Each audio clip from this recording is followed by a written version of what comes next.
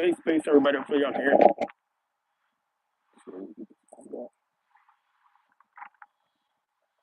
All right.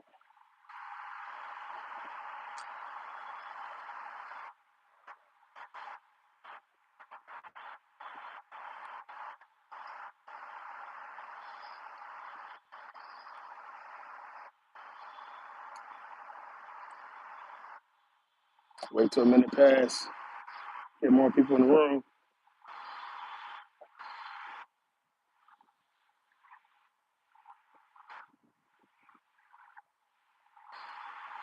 Root, Bill.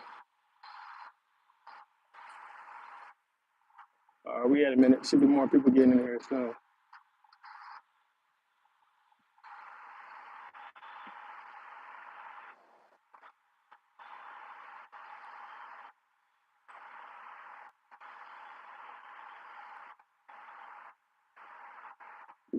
Respect. I kind of put this up not too long ago, so we'll see how many people actually see it. They got me shadow banned, so I don't know how many people want to actually get on there. We'll see. Real Queen, what's the deal? Try to get some more people in here. We got a lot to go about, man. I ain't been on in a minute. It's a lot to get into.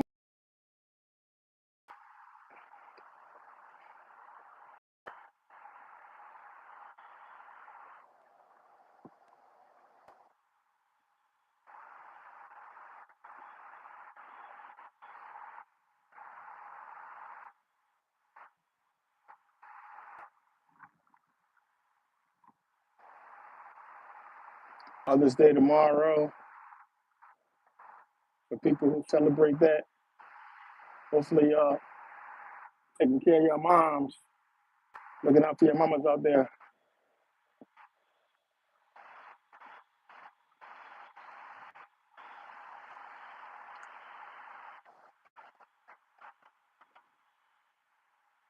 Pittsburgh and Philly, huh? I think Pittsburgh is a lot more civilized than Philly is. Philly is out of pocket. Pittsburgh a little bit more laid back.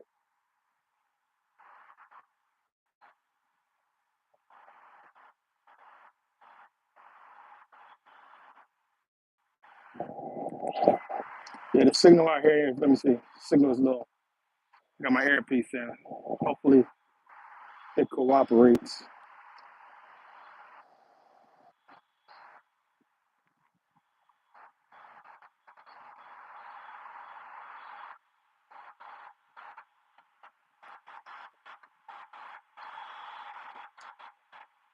Pittsburgh looking good, man. Just gotta hope Aaron Rodgers sign that deal. They done got rid of two good quarterbacks in my eyes. I don't know what they were thinking.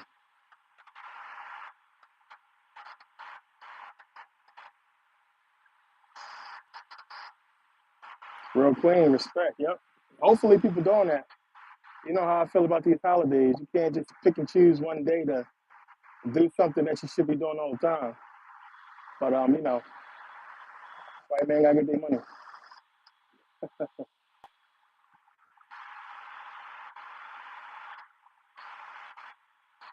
Let's see. What time is it? 12:25.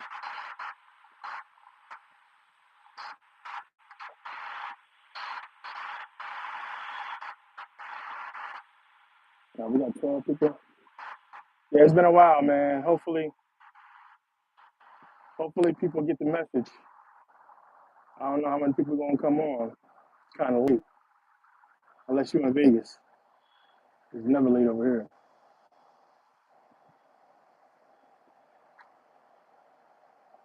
JR. Don't worry about it, I got you. You need approval from the website or the app.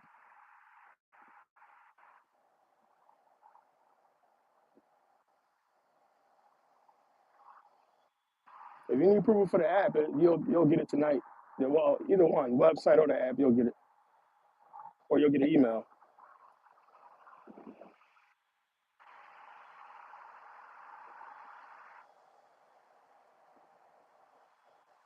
Want to talk about that as well. Just want to get more people on here.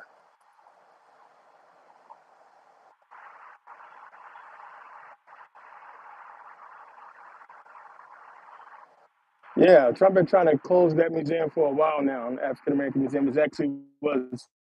I talked about it in one of those videos I just put up. Um, it was actually a big protest down here, a big rally for them to save it, to keep it from closing it down. It's funny how we got that going on, and we got everything that's going on in Africa right now. But you know, he's been trying to get rid of critical race theory for a long time.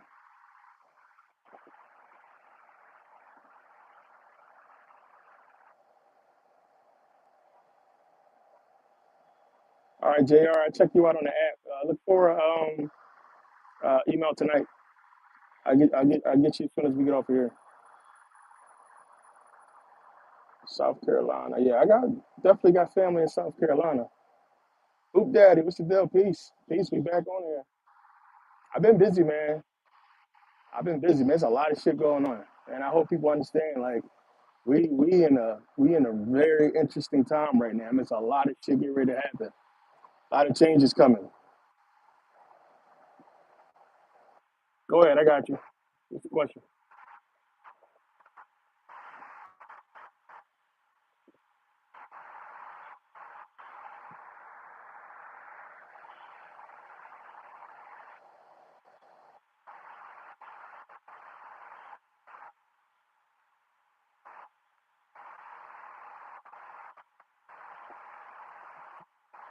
Yeah, I put out the course. The description of this, I put out the course for Amazon stuff. So it's so many people money off of it already. It's crazy. I put it out there. I was only going to put it up for the Scholar Society, but it's so many people doing well with it. I put it out, give people a chance to take advantage of it. While it's on sale. So we'll see who do. Okay.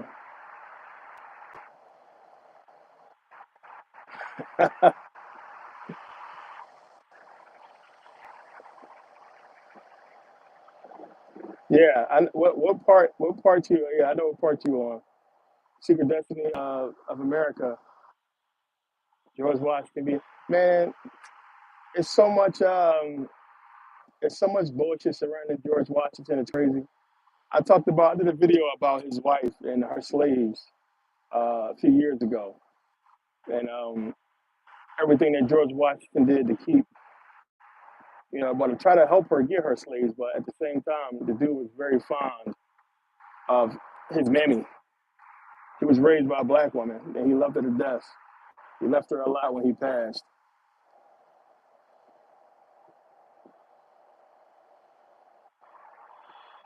Maybe, but yeah, I mean, let me see. I think it's only like one or two paintings where they actually show him having red hair. I think every painting he has black hair.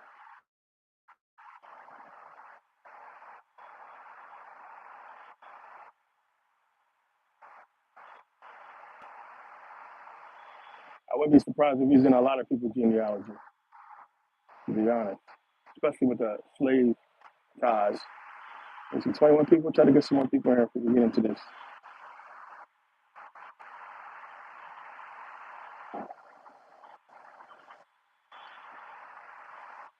Yeah, but trust me, man. If y'all doing if you keeping up with the Shopify store, if you're doing everything like I explained in the video, you should have no problems. Promotion is the only issue people are going to run into.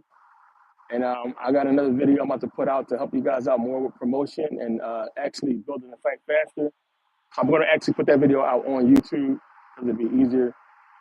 So I want to get into some more tips and tricks, I should say, for Shopify because stuff is changing, man. Y'all got to keep up with the technology, man. There's a lot of new stuff out there that's better for drop shippers or anybody that's doing any online stores. And I stay on top of all that because I got multiple.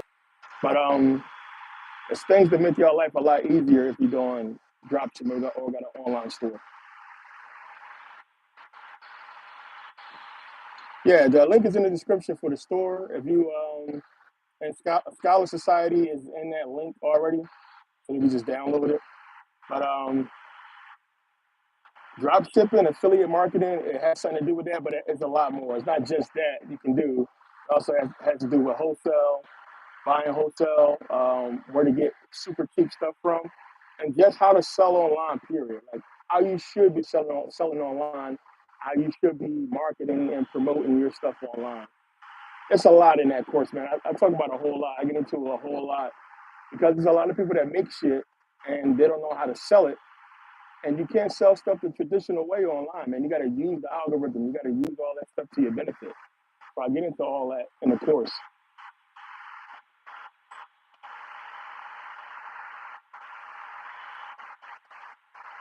No, androgyny, not at all. In one. So,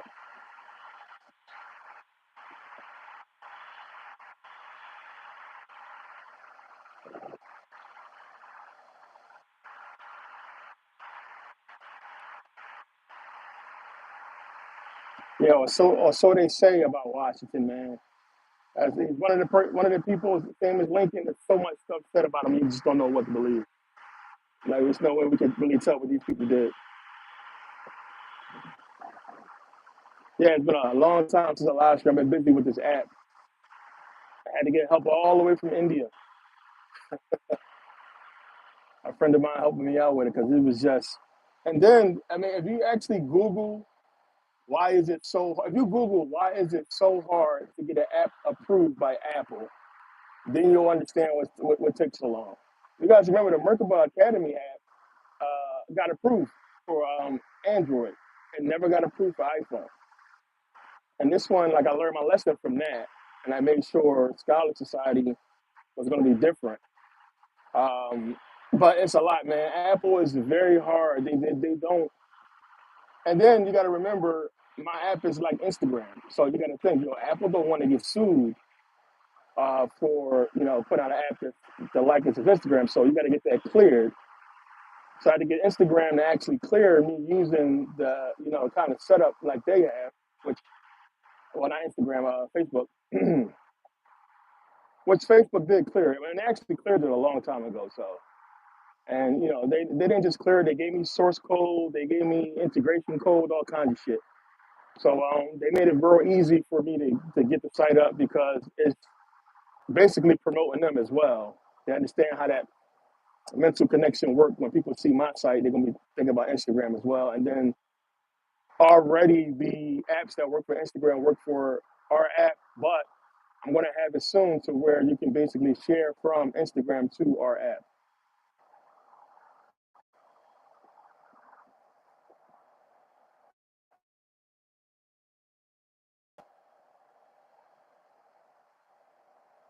Oh yeah, I appreciate it. Like bring it, but yeah, the link is in the description, man. For you'll see the Shopify Amazon course. It's a lot. It's the video, first video that says start here. That's where you start at. I recommend for everybody to do the Shopify because the Shopify is where you're going to make the most money the quickest. Amazon affiliate, you get paid once a month. Once you get your Shopify store up and going, you get paid whenever.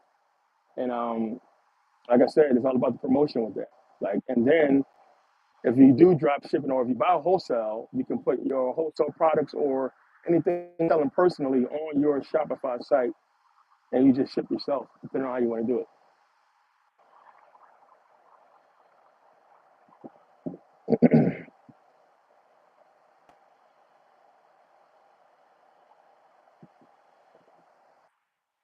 Oh man, remember, Secret Destiny was written by Manly P. Hall.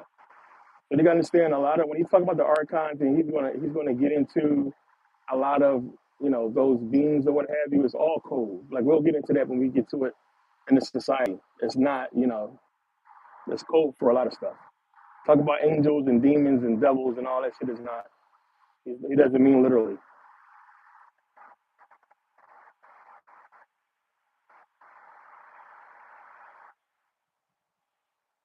No, the videos. So on the app, well, as you can see, there's a lot of different stuff with that with my app. So one, you can put links in the comments. You can't put links in comments on Instagram. But on my app, you can actually put clickable links in the comments. So that's going to be one way where you can click on a link to go straight to a video. But also, I'll be able to put links on the timeline or link you directly to a video. Or what I'm working on now is being able to just put it in the story.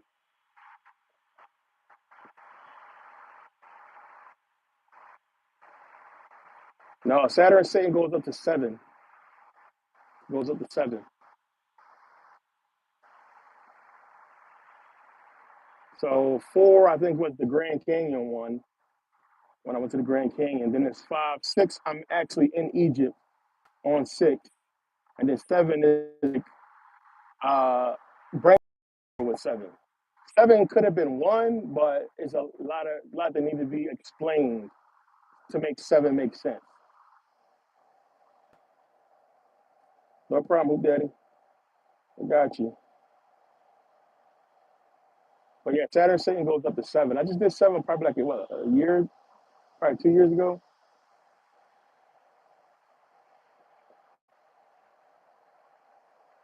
So, well, yeah, and that mythology, the archons are rulers, you might as well say. The merge would be like, you know, Satan. Hell no, America's not the new France. America is the new America. So if you guys seen, if you're keeping up with what's going on over in Burkina Faso with Ibrahim Toure, and I mean, he just did a live stream. He did a live stream of him going to Russia. And listen, so many people are hitting me about it. Like I said, I got people over there. I got friends over there in Africa, different countries, and it's just the biggest deal that's going on right now. And I'm glad this is going to be recorded. So people see it later anyway. Who missed the live, but since so many people are asking about it, I did put out a video on it. But it's just a lot that's going to happen with that. You're going to keep seeing it. But like I said in the video, man, like there's a lot of questions you got to ask yourself. And we're easily fooled. And I don't want to say like anything, negative about this situation, but you got to just ask yourself certain questions. What he's doing in Africa and Burkina Faso. And then you think about people like Gaddafi. You think about people like um, what happened to Gaddafi. You would think what he's doing would have been happened to him. So if you think about what happened to Gaddafi and you think about what he's doing now, and you got to ask yourself, why didn't Gaddafi just do what he did? Why didn't Gaddafi go to America's enemies and try to work out a deal with them? It would have been the smarter move if it's the correct move, right? So it's something to think about. It's just too much, man. The media, like American media, is funny. Like, if they want you to know something, you're going to know about it. But if they don't want you to know, they will hide it. They won't talk about it. They won't show it. And for them to be all over this, I mean, it's a red flag for me. I don't trust Putin at all anyway, because, like, to me, like I always say, I think these people are on the same team.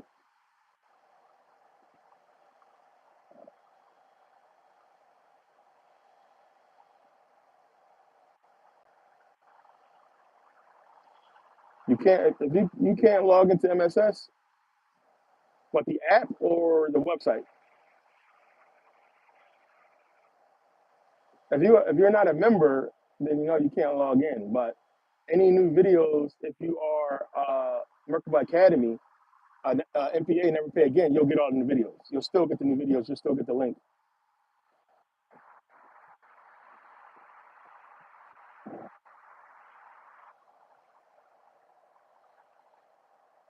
Yeah. So yeah, that topic is crazy. It's crazy. Let me see.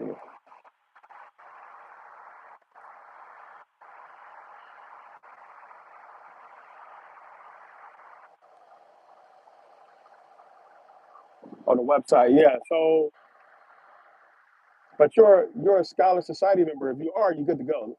I'll go and approve you. You just got to make sure that whatever you signed up with, if you signed up for Scholar Society, just make sure it's with the same email that you use when you join Scholar Society. Because that's probably the issue. If you can't log in, you probably use a different email. You want to make sure it's the same email that you get in emails from us from. So if you use that email address, then you're good to go. But shoot me an email wise. If you can't get in, shoot me an email tonight so I can see it tonight. That way I can know who you are, what email it is to fix it. So shoot me an email so then I can just take care of it.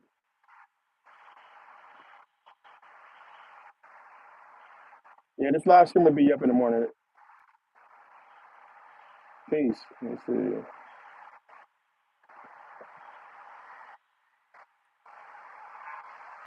Yeah, so it's been a lot of people worried about that whole situation, and because a lot of people are worried. Anytime you have a black leader doing what he's doing, everybody's just waiting for the assassination to happen, and don't nobody know how this thing is going to turn out with him or what's really going on. So my whole thing is I'm always wary of anything involving the Europeans, especially the damn Russians. Like, come on.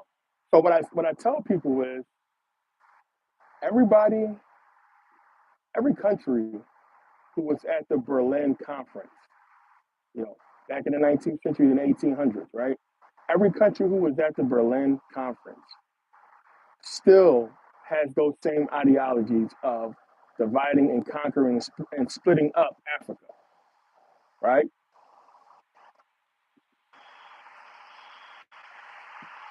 Every one of those countries, you got to really think about it. Why would those countries now change their thought process on the whole narrative or the whole conquest of Africa? They've been dividing and conquering and splitting up the money. Africa been feeding these European countries for centuries, man.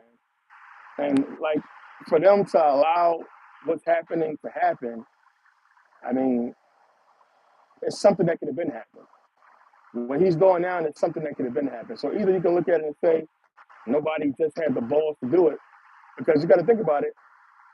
Think about everybody who they assassinated, all the African leaders that they killed, who was trying to do the same thing that Ibrahim Torres doing, right?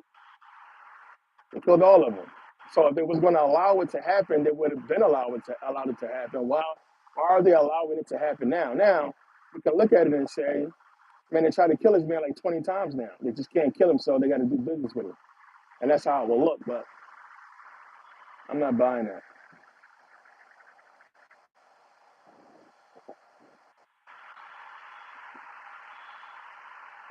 What up, King? Pastor John. I don't even know who Pastor John is.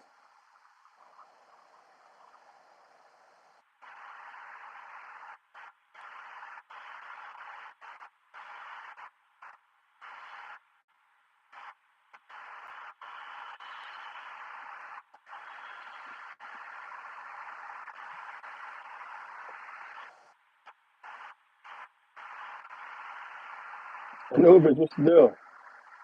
Definitely morning over there.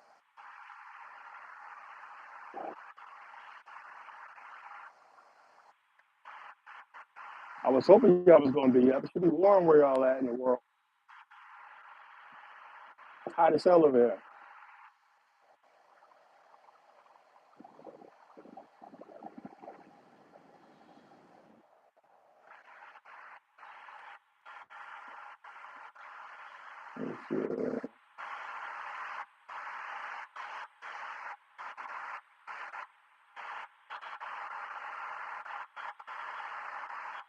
Yeah, it's almost 100 degrees over here today. But yeah, man, I was saying y'all got to look at what they did to a lot of these other African leaders, and it's just crazy to me. I wanna see what's going to happen with this guy and this whole situation. But there's a lot of other stuff going on here in America that's just crazy. Um, with Trump and the Trump situation is. I mean, the more I look at it, the more I can't wait to get the hell out of here. To tell you the truth, because it's like, man, you can just feel. It feels like something is going to happen, man. It's just like these people are sick. They're cycles. It's just like everywhere you turn, something is changing. They changing something. They closing something. And like I said before, I really think that America is going to either attack Mexico or come to some type of agreement with Mexico. That's coming. That's 100% coming. Like Mexico will be a part of the United States in less than 5 years. Promise you that. I already got buddies over there now. We already got naval ships over there. We already got military there.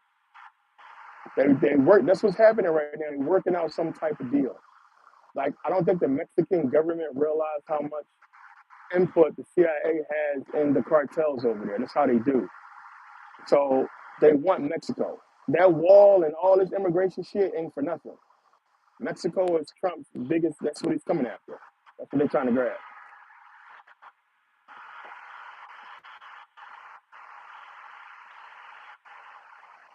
Emotep, what's the deal?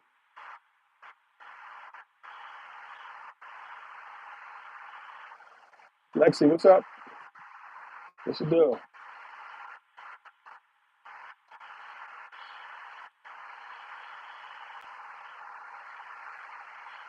Yeah, the Pope, like, the new Pope from Chicago or something like that. I saw that. I was like, man. And he registered Republican.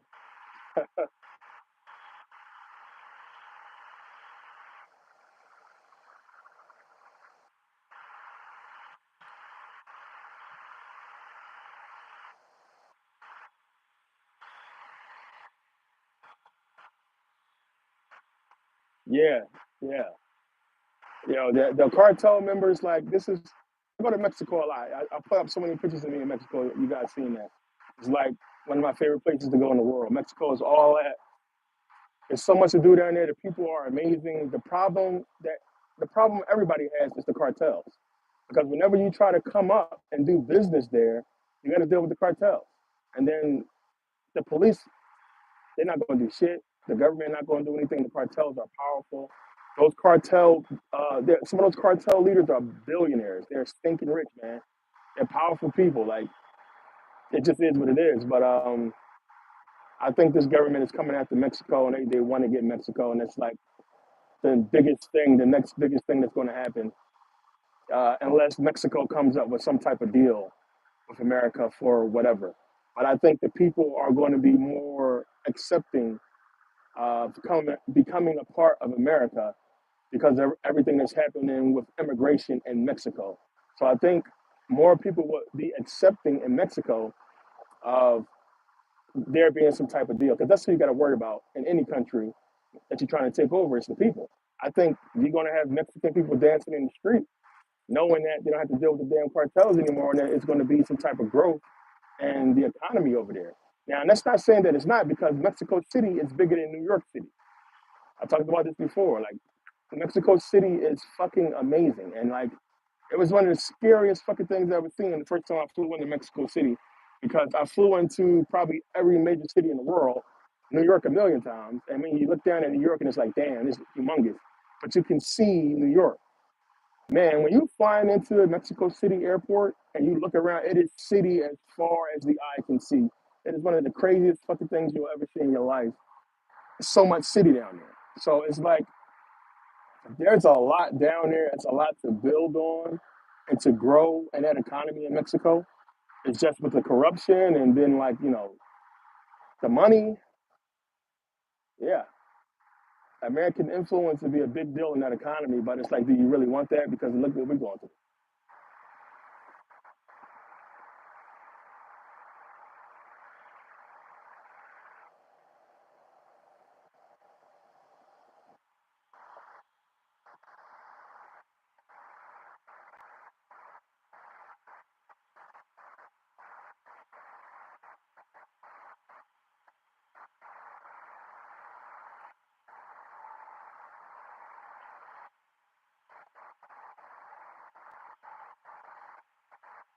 Yeah, we divided by all sorts of foolishness for sure, man. Religion being the biggest one. Religion is the biggest thing that's keeping us separated. Religion, I'm not even gonna say politics, is like black people, we not really into politics too much. We just talk our shit. But religion is the biggest thing that's keeping us black people from being united. Because the people who are arguing with the most of these people just sitting around waiting for Jesus to come back. So everything that's happening now with the new pope and everybody's talking about, first they said that was going to be the last pope. We wasn't going to have another pope again, right? Because it's supposed to be the last pope and then the last president, right? But Pope dead. Got a new pope now, and yeah, he does look like Palpatine from off of Star Wars. But it's so many people believing that this is the end time and the Bible prophecy and so on and so forth. So you can't tell those people nothing because they sitting back waving their finger at you like, you get ready to go to hell because the end is coming and you're going to burn. So how do you gonna get a person like that to wake up to anything when they think, you know, Jesus is coming back and they sitting around waiting to die, basically?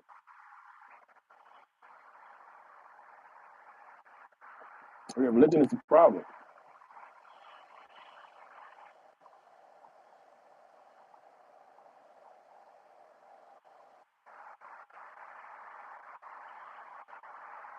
Now Mexico is like so cheap. Mexico is so cheap. Well, now you're talking about Vegas.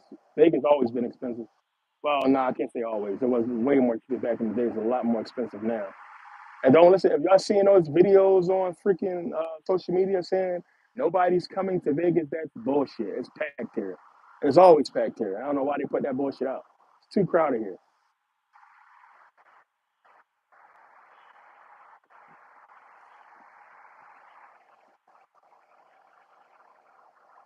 Yeah, southern Mexico is beautiful. I went down there to those Mayan and Aztec ruins and actually went into the village, a couple of those villages where people still living primitively. And it was cool. They fed us, went to all these kinds of hot springs and waterfalls and stuff like that. Good people down there, good culture. If you take the tour bus to the pyramids, like in Chichen Itza, they take you through the villages in the south. They'll take you through a lot of those villages over there where the people still living, descendants of the Aztecs, Mayans. Bloodline was, of course, bred out.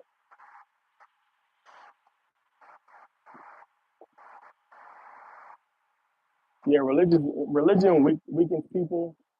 I think it's for the scared. Most scared people become religious for many reasons, but the main one is because they scared. They can't. I mean, life is hard, man. A lot of people can't cope with this shit, and religion is the thing that gives people that little hope. Panama City, man, I would tell her not to do that because only because I mean it's just Panama has been on the brink of war so many times. But the thing is, you know, you got the canals and you have good tourism over there that, you know, it's just going to be bad business. But I think eventually it's going to come to that point. I wouldn't recommend going there just vacation, probably not staying there for too long. But Panama is nice.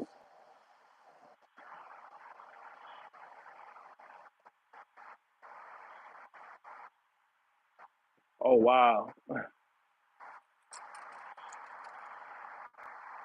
So it's time for the truth was like, wow, I did that video like what, 9, 10 years ago?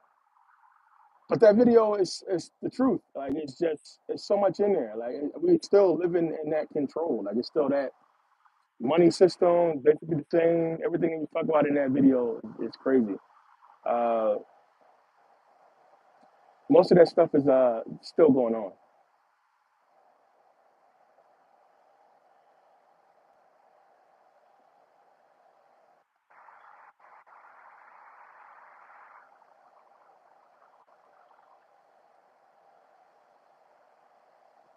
What up? What's the deal? Yeah, don't argue with religious people, man. You can't argue with those people, family or not. It's just not worth it, man. Especially this day and age. They can't see the writing on the wall. They don't want to see it. Like you could be telling them straight to their face truth, and it don't matter. They're gonna argue you down because they think they're right and they think they got a lot of support behind it, which they do, religious wise, and they just think, especially when you're talking to family or friends, they just think you don't know. You don't know shit. You heard something, you believed it. Now you trying to say it to them, but that's basically the same thing that they doing. They heard religion and now they believe it, and then they're trying to get you to believe as they do. But the difference is, excuse me, you got more proof to back up what you're saying, and they have no proof at all.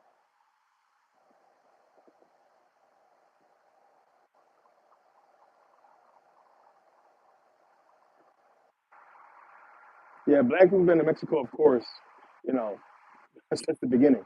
But you got to remember, it was a campaign years ago, and more so in Belize and Brazil. Um, a lot of those cities in Brazil, and there was this whole thing where they was paying white folks to go down there and set up shop. giving them all kinds of tax breaks, and basically paying them to breed out the indigenous people of those lands. It's happening in Puerto Rico, Mexico, everywhere. All those tropical islands, those people literally got paid money to go down there and breed with those people.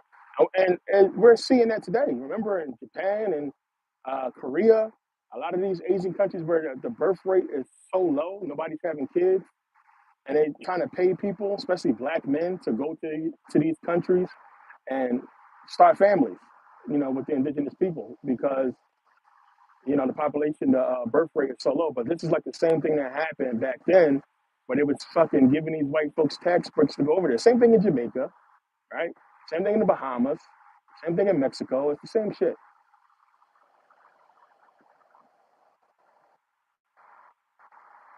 Oh, yeah, I live here in Vegas. Vegas is awesome. So you guys know I go back and forth between here and LA.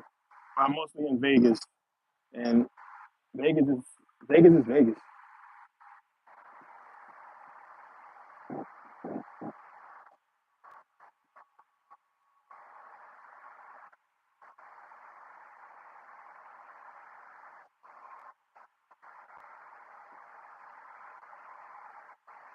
Yeah, man. Uh, our home is the globe. We're not, you know, relegated. We're not stuck in one place on this planet. Like when people say that shit, I'll be like, come on, man. Like we this is our planet. Like I don't the fact that we even gave these people control to say that they own a fucking continent or a city, a state, or what have you is bullshit. When we was here first. I never look at it to say where I'm from. You know what I'm saying? You can say where you're physically from, where you was born or what have you. But I've been all over the world. I've lived in so many different countries. And it's like, man, I have it's a part of me in so many different places. I can't wait to go back to Sweden. I love it over there. I can't wait to go back to Mexico. I can't wait to go back to Thailand. I can't wait to go back to fucking Sierra Leone. There's a lot of places I've been to that I can't wait to go back. It was fucking beautiful. But I call all those places home. Home is not just where you live at currently. Your home is where the heart is, which can be anywhere. But if you want to be technical and say, where you born or whatever like that, then if you choose to be stuck in one place, then cool. But me personally, I call home wherever I want to call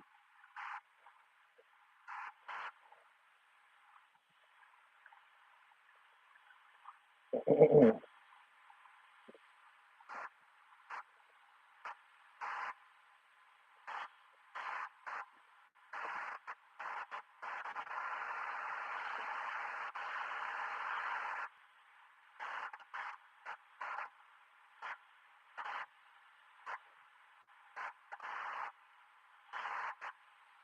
Yeah, he gone.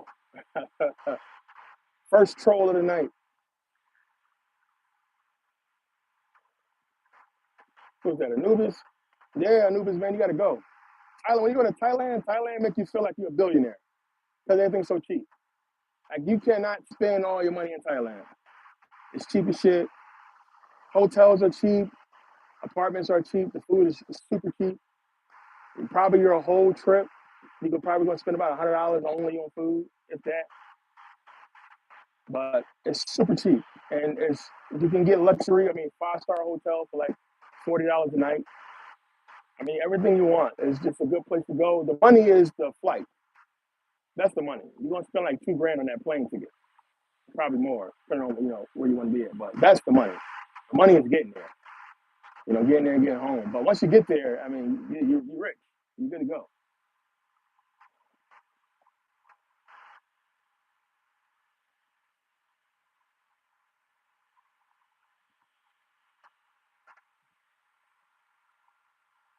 Yeah, the Lion Buddha. You guys seen that photo? I posted that picture in my intro with the Lion Buddha. Jelma, what's still? Best time to go to Thailand would be probably September.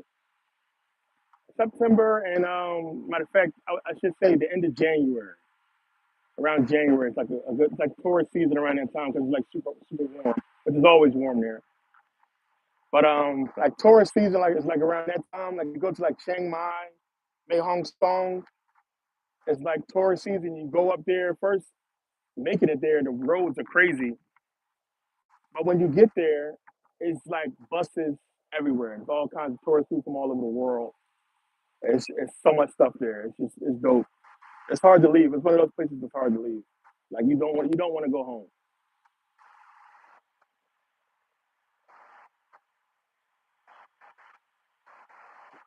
Yeah, the black Buddhas are still there in Thailand. If you go to the ruins, like they do the tours to the ruins. Also, I think you see most of the black Buddhas in Cambodia, which you go to Cambodia, Laos is like right there, behind Thailand and all that. But that's where you see the most of them. That's where I've seen the most black Buddhists. Like that's still carved in those mountains and those holy temples. You see the black Buddhas and a lot. Even when you go to the museums, you'll see the black Buddhas. They're still there. They're still there.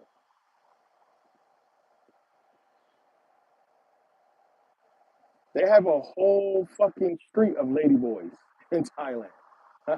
You guys probably seen that shit on social media, but that's real. It's true. It's a whole street of them motherfuckers, and it's like everybody knows that that's what's on that street. So that's your twist. That's where you go. But they got they got both. They got whatever you want in Thailand. It's that good. It's dope.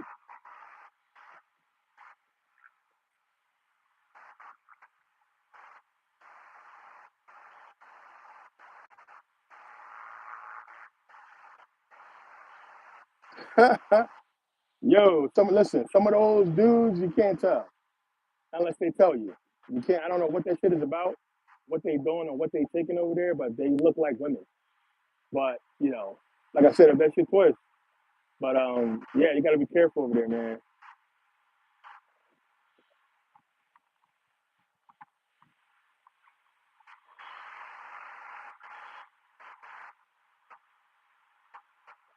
Yeah, that's a very old video. It's time for the truth. It's like so much more after that. But that's a long video too. I got into so much stuff. I did the video so long ago, but it was like one of those videos where you start putting a lot of stuff together, and it's like, hey, check this shit out. But that was one of the videos that was for my study group. That was one of like my earliest videos.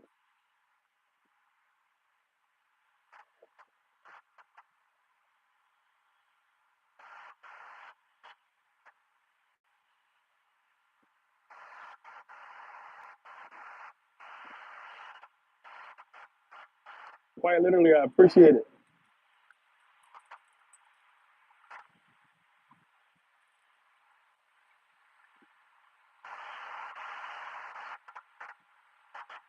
Wesley, that's what's up. Yeah, I just hit a parlay a couple days ago, not too long ago. This is the best time to bet. Baseball is good right now. Of course, we're in the playoffs with basketball.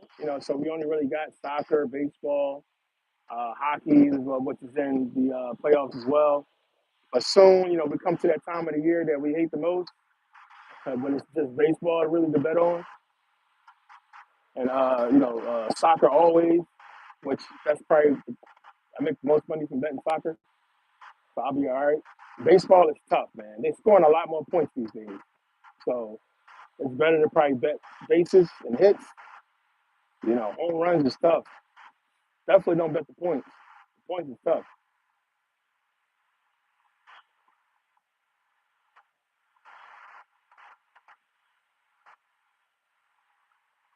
Jeremy, what's the deal?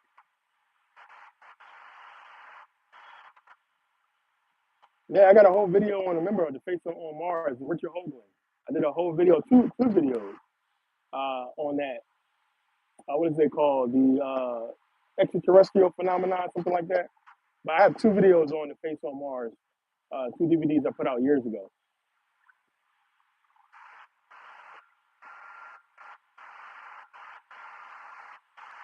Yeah, Wesley, baseball is tough, man. I stay away from it as far as points, but I mean, I be hitting with the hits and the bases. You can pretty much guess those. I mean, Shohei, Atani, Judge. I mean, they're kind of bankable. Like they usually hit home runs almost every game. I think Judge hit two today. So I mean, I've been hitting a lot with them. Judge, Atane, Dak Prescott, which is football. probably my three most bankable people, I would say. Tyrese Maxey for the Sixers. Like, they don't never let me down as far as betting.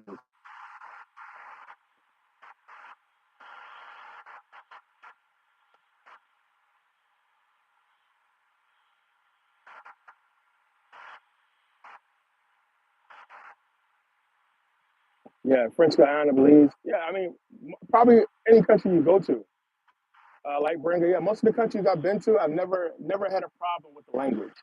Like, I think mostly because I know, like in Sweden, you can't graduate high school without being fluent in English. I think it's the same in China. Most of them have to be fluent in English. Um, Thailand as well. So most of the people, same thing in Thailand. Everybody spoke English. Like, you'll be shocked. A lot of countries I've been to, I thought it would be a language issue. China, they implemented it, but as you go into like some of the deeper provinces of China, very few people speak English. You know, more towards the I would say like the village, the rural areas. It's going to be tough. You got to have like some type of translation app. But any major city in around the world, anywhere, they speak in English. The French don't like to speak English, but they speak English.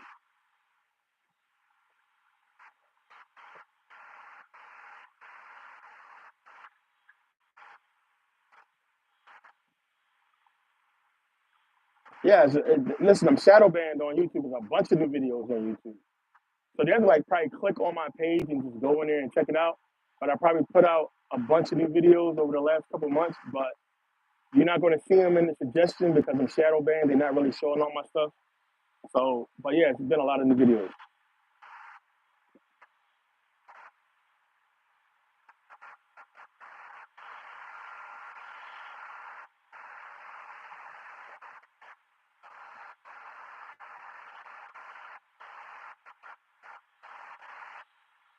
JLMO coming to Vegas in 2 weeks. Yeah, man, get out here and win some of this money. Had a lady hit for 1.3 million at the airport. I tell everybody when you come to Vegas, before you go leave that joint and stop at the airport. Well, I mean, stop at the slot machine and play real quick. You know, people get off the plane, you know, they want to go get their bags and get out of there, you know, get to the hotel. But the money, those slot machines is ready, man. They've been sitting there for a long time. They're ready to hit. You don't have like 5 people hit for like over 1 million in the last the last year. So a lot of those slot machines is ready to go, man. Just stop real quick, play that slot machine and see what happens before you get the baggage claim.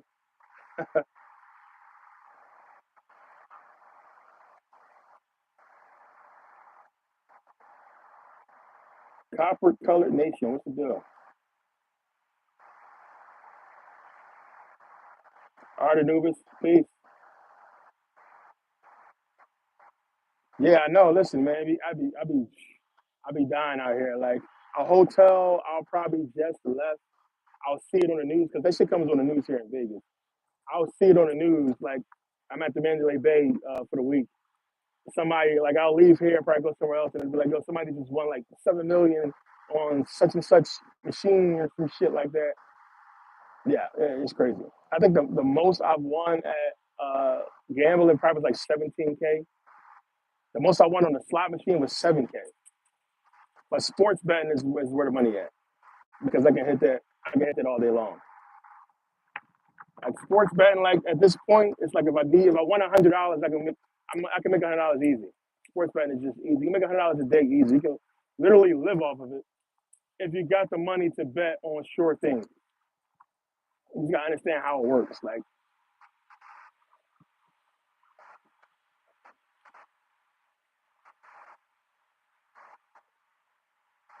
yeah, they shadow ban me. I'm actually currently in talks with YouTube to get this thing straightened out. But I'm gonna tell you this: shadow banning is a real thing, and they already admitted that. But it's the real deal.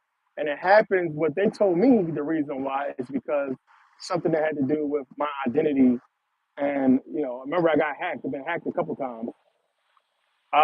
So that was supposedly their reason behind it, but supposedly they're gonna fix it.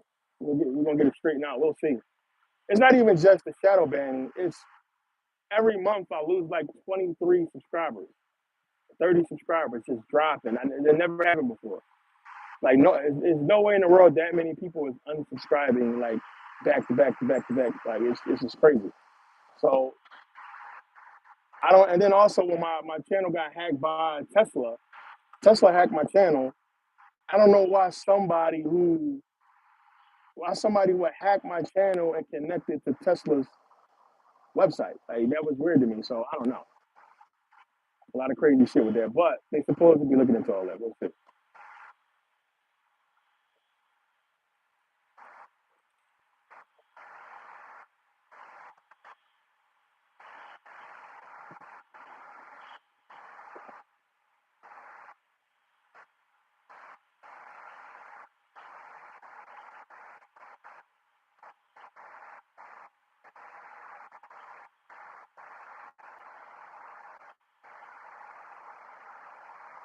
Yeah, it's a lot they don't show.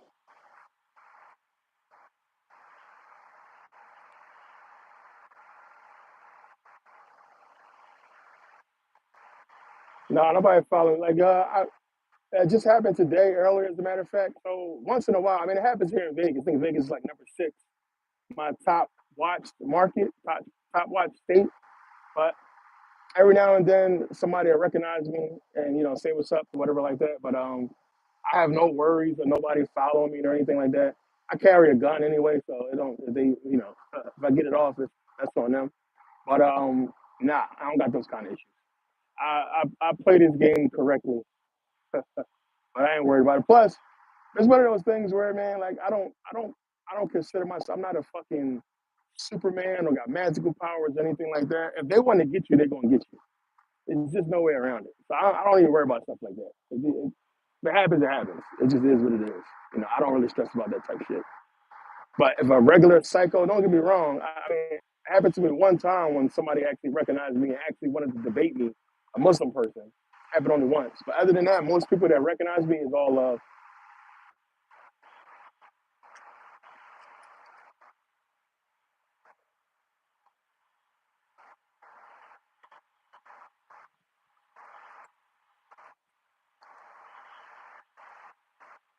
He's talking about, oh no, I don't even know what video. I have no idea what video that is either. Quite literally, I don't even remember. I have so many videos.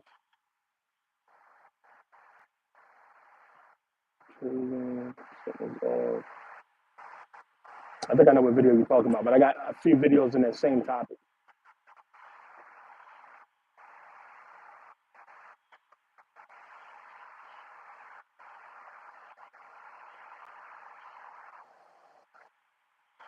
Rolly, yeah, I seen it. I hope Rolly do fight Devin. My thing is, my thing is, first of all, one, how the fuck Ryan Garcia get another fucking boxing match anyway? All the fucking racist shit that dude said, and it's like everybody just forgot about it. We just gonna sweep it under the rug. This dude had a whole meltdown, drug issue, went on a racist rant, and it's like nobody said anything about the shit. He got a pass because of mental illness, whatever the fuck they want to say. And this dude back boxing and he got his ass whipped.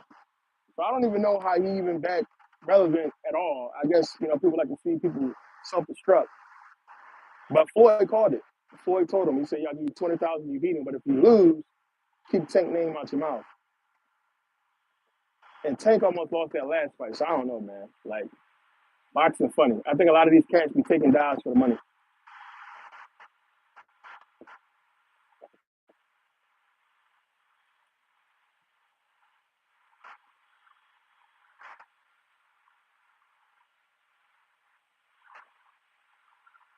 Yeah, I wasn't in the military at the time of the video, but yeah, I was in the military at the time when I started discovering the truth because I was Christian when I went into the Navy.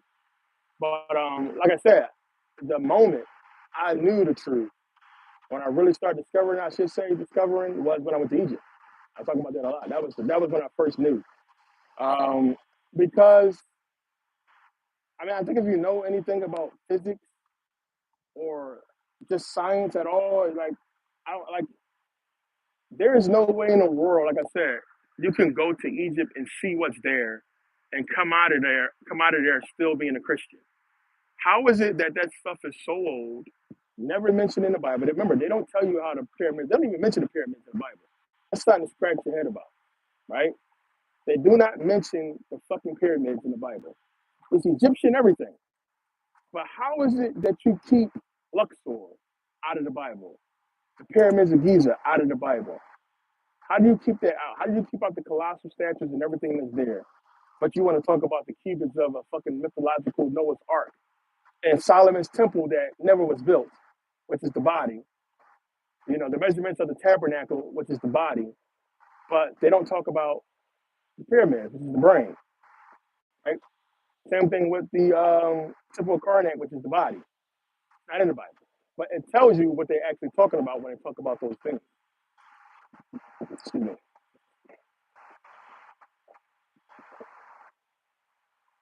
Yeah, Wesley Tank, I don't know, like, listen, man, like a lot of these dudes, they be good.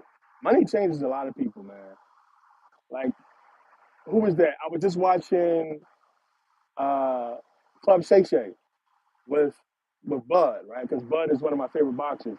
And Bud was talking about Terrence Crawford. He was talking about Floyd and how great Floyd is because of his work ethic, his training. And the dude, like, he'll go eat somewhere and then he'll run home.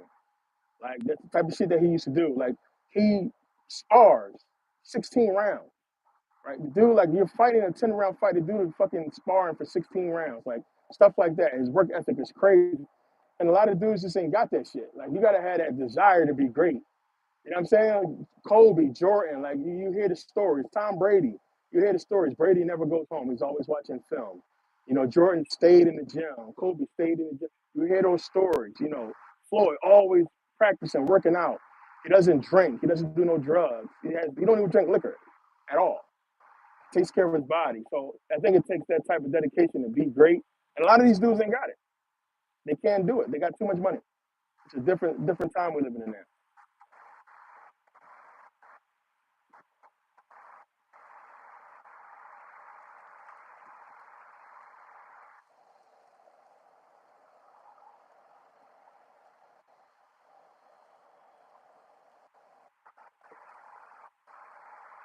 Yeah, they talk about the bad stuff in Egypt, the leaders, but they never talk about, what Egypt is known for. Like, it's like, you know, the elephant in the room.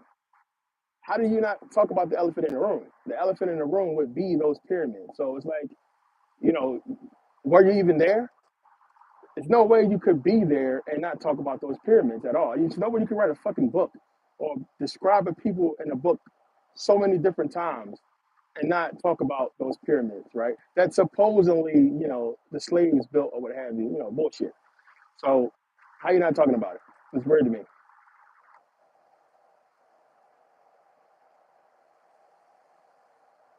Yeah, the Sheikh, he listen, I love that dude. Because this motherfucker gets it. He a person that he doing the same shit I would do if I had that kind of money and status. Like, yo, make these fights happen. Because now we're going to finally get Canelo and Bud, right? This year, as a matter of fact. I think it's this year we're gonna get them. End of the year. Which is gonna be here in Vegas, which I will be at that fight. As soon as the tickets go on sale, I'm in the door.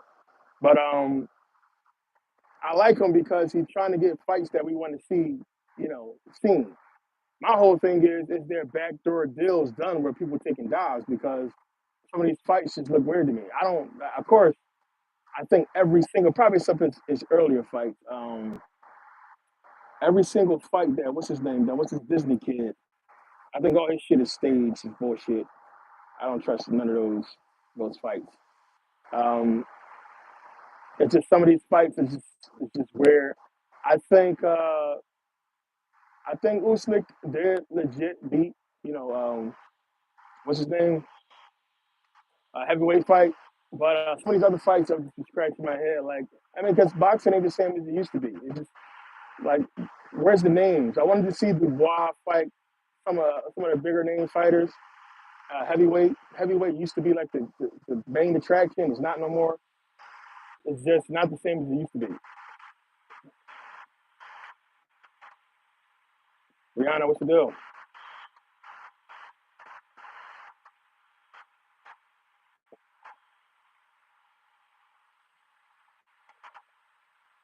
Yeah, I talk about it in my video. Samaria was a black African, and which civilization came first, we don't really know. To be honest with you, I mean, because I know the Hanrak Omphalos slate, the Norma pilot, is like the oldest artifact, from the ancient world, right? And that's Egyptian. But you have like Arcadian cuneiform tablets that's dumb old, dating around the same time supposedly before. So we don't know, man. It's just like it's so much. But there's nothing if you want to go with like what the geologist says and everything like that.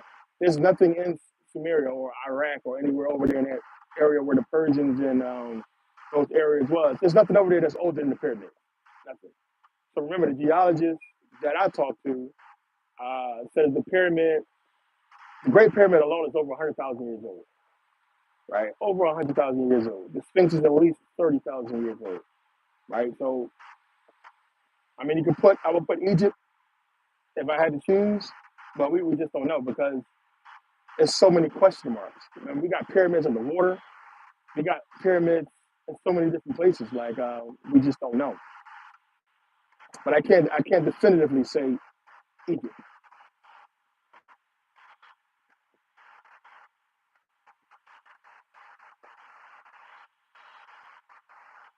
Yeah, Bud and Canelo it's gonna be crazy. It's gonna be crazy. What he did, what he did to what's his name?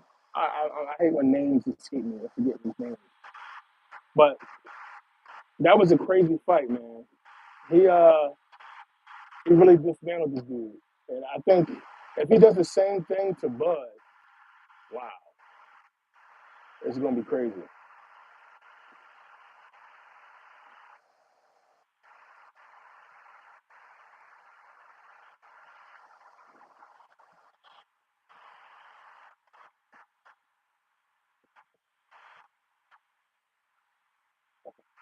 Yeah, Errol Spence, that's his name. Errol Spence Jr. He fucking embarrassed Errol Spence, man. It was crazy. So to me, when I seen that, because I thought it'd be a more competitive fight, when I seen him do that I was already thinking Canelo, and Canelo gets frustrated. That's his problem. When he gets frustrated, he makes mistakes. I think Bud knows that. If Bud is as good as I believe him to be, he's gonna knock out. He might knock down Canelo. I think it's possible.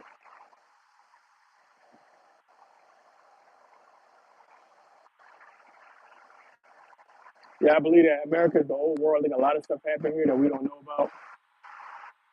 A lot of stuff the Moors talk about, so we can believe that.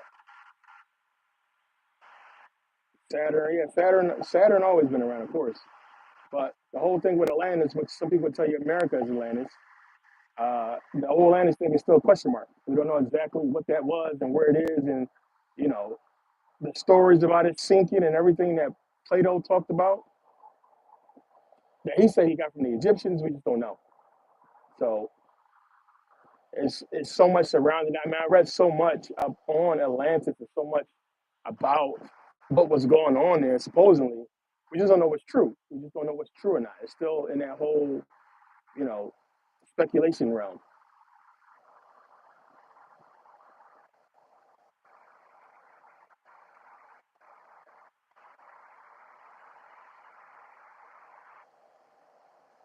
Yeah, I mean, it's a risk for him to go up.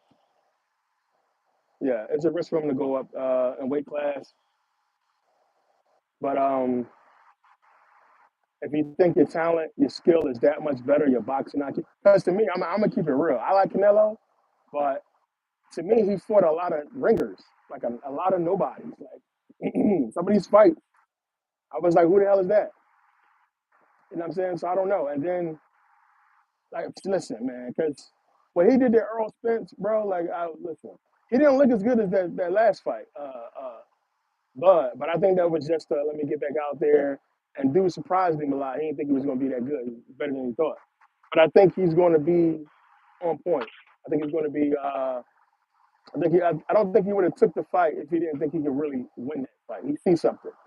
He sees something. So we'll see. We'll see. I just hope it ain't no money grab. I don't want to see no bullshit.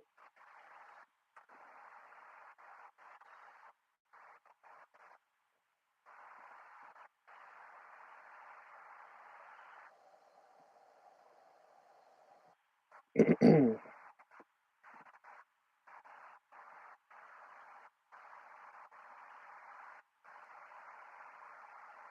Canelo Chin is yeah definitely good for real.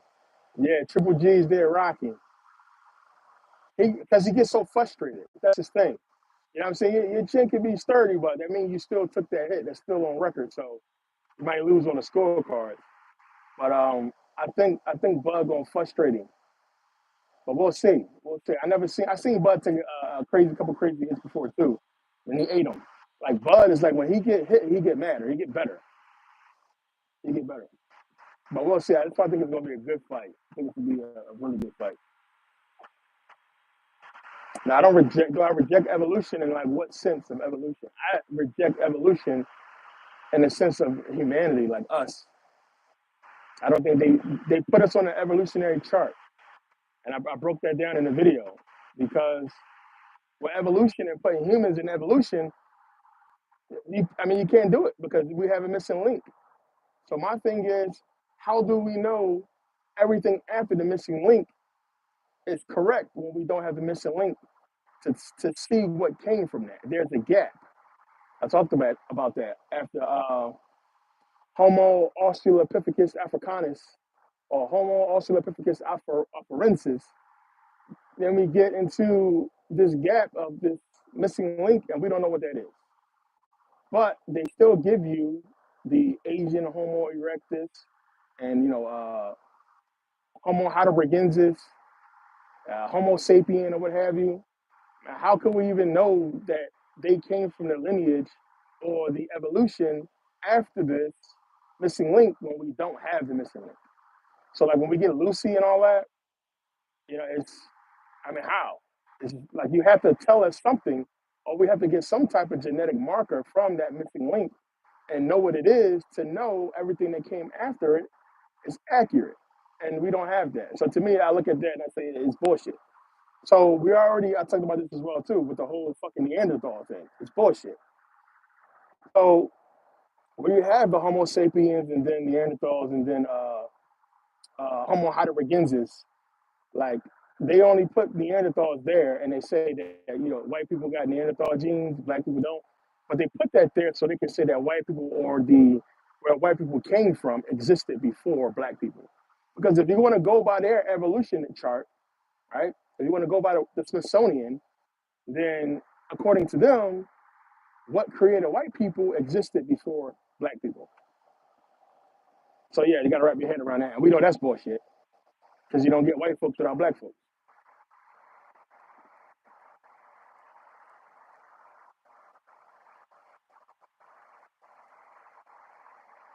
Mount, what's the deal, bro?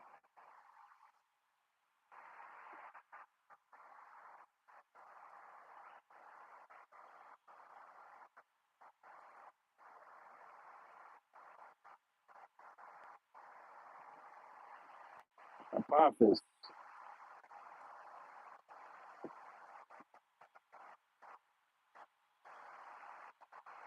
Life. Life is our purpose in life. That's exactly what it is. Life experience. That's what we're here for. Just like every video game you play, you get experience points. The more experience points you get, the more you grow, the more you evolve in that game. Right? Same thing here, man. And we call that experience knowledge.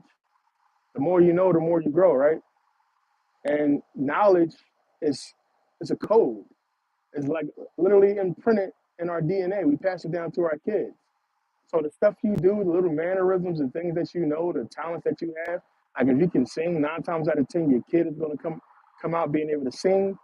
Like everything that we learn is a code. It's coded, and you gotta look at it. If we are in a sense this energetic digital being in essence, then what we are taking from this incarnation and this experience here is going to go with us on to the next stage of existence, right? Only the flesh and material stays and, you know, goes away eventually, but the knowledge and the energy carries over to wherever. But to me, purpose is experience. That's what it's all about.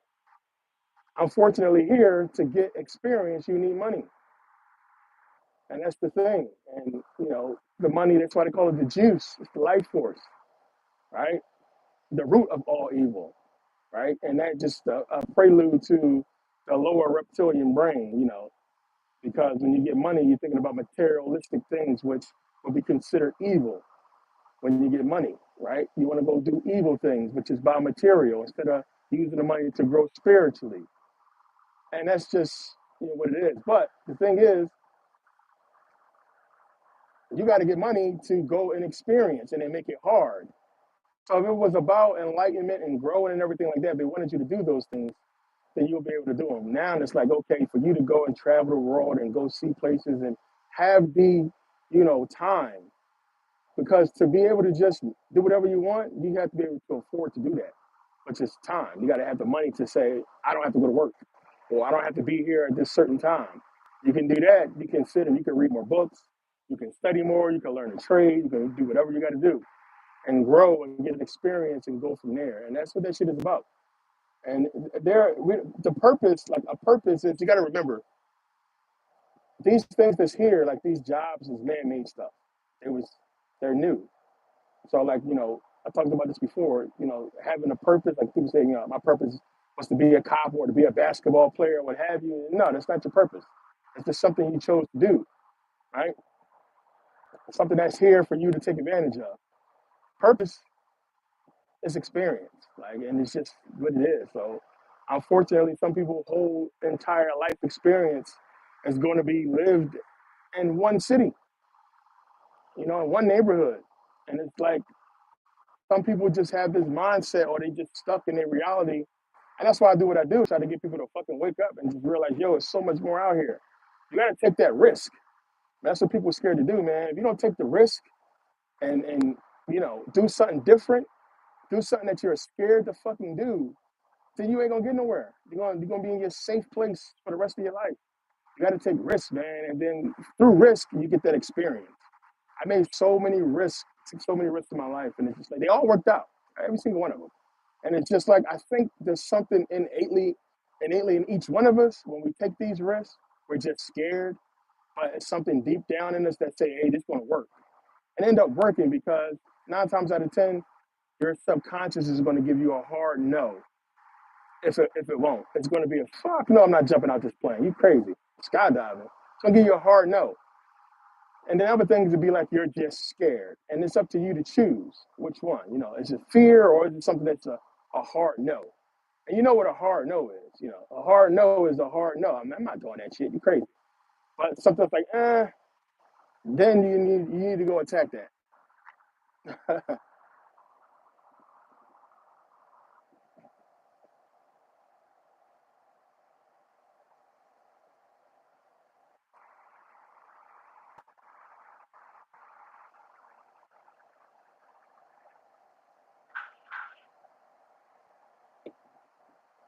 Yeah, they ain't gonna never be honest about the missing link, man. I read so much shit on that, and like I said before, because remember I talked about this. I forget which video when I was talking about the DNA of the chimp, right?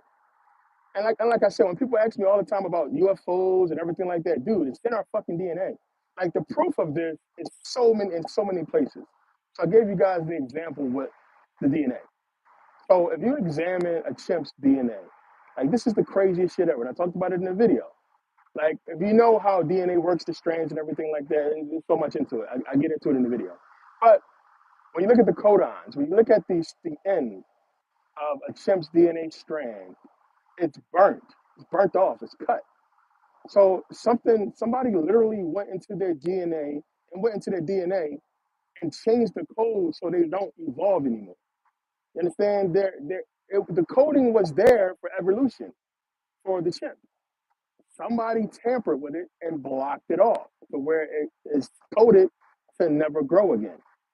Ours, on the other hand, is fucking like a damn digital key. It's like a fucking safe because we're coded to go and do and expand DNA wise wherever we want if the right code is inputted, right? It's like a computer. It's literally how our DNA works. It's fucking crazy. So it's like that's intelligence to me. That's somebody with intelligence that did this, that tamper with our DNA at some point and put this blocker there, but cut off the evolution for chimpanzees.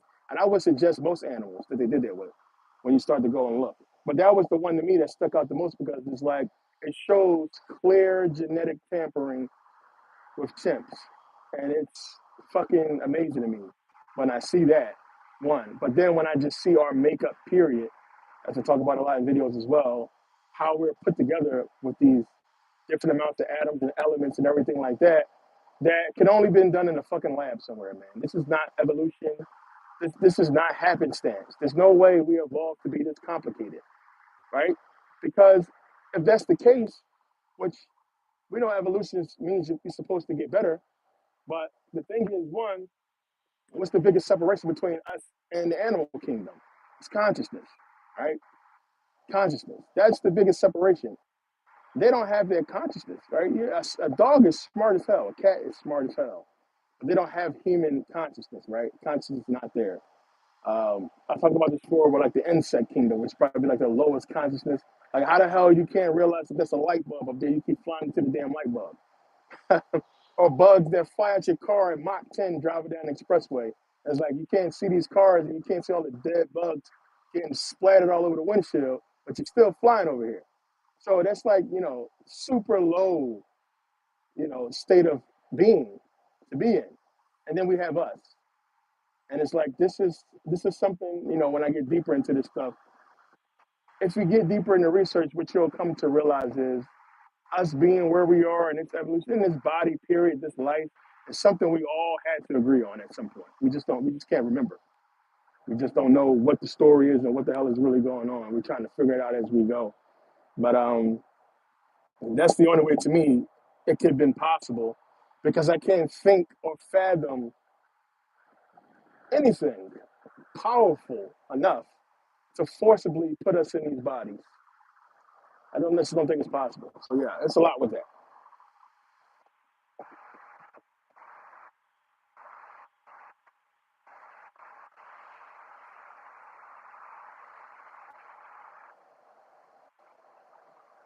But oh no, like security be cool up here.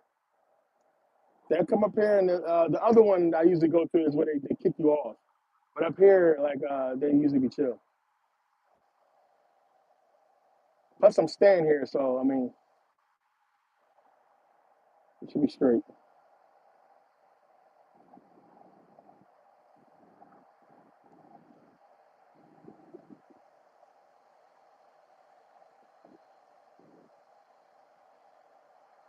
Yeah, so it's supposed to be an underground city underneath the pyramids. I remember talking about that with one of the tour guides last time I was in Egypt. Um, man, they found all kinds of tunnels and caves in Italy. Supposedly, it's a tunnel system that goes all the way from Italy to Africa, which would be crazy. We know, remember, not too long ago in Spain, if you guys remember this, when those guys robbed that bank, they tunneled from one building to under the bank. But when they finally realized that, that's how they robbed the bank, and they uncovered that tunnel, they uncovered a whole fucking underground system of tunnels. And they actually forced a lot of people out of their homes so they can go and explore it. But they didn't put out any more information after that, so we don't know what the fuck is down there. There's so many places like that. But remember, who was that said that? I forget which video that was.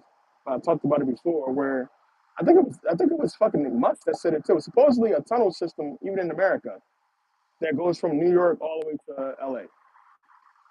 So we don't fucking know, man. I believe it's underground cities. Who knows? But I think eventually we will. I think that's the only place we can go. We can go up, we can go down, right? But up, they don't want to do that shit because they don't want nobody being close to that damn firmament. Down is the only way to go, and the best way to go. So, we have here in Vegas the Tesla tunnels, which is fucking amazing. So I've seen the machines in action myself here in Vegas, where they just fucking bore underground. I mean, they built these Tesla tunnels like that, no time. So who knows, man, what they're doing down there?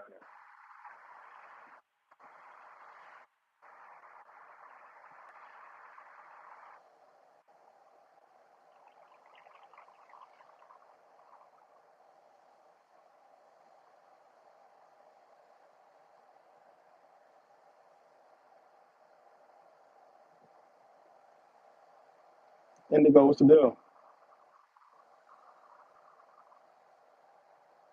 Now, I hope that I'm going to put up the new calendar. It's going to go up Monday.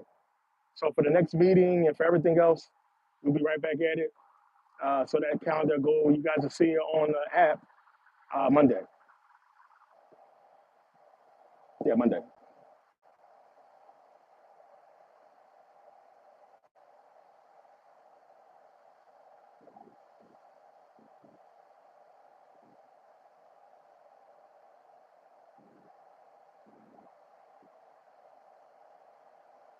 Yeah, DNA. Like I said, doctors, physicists, scientists, they fucking know.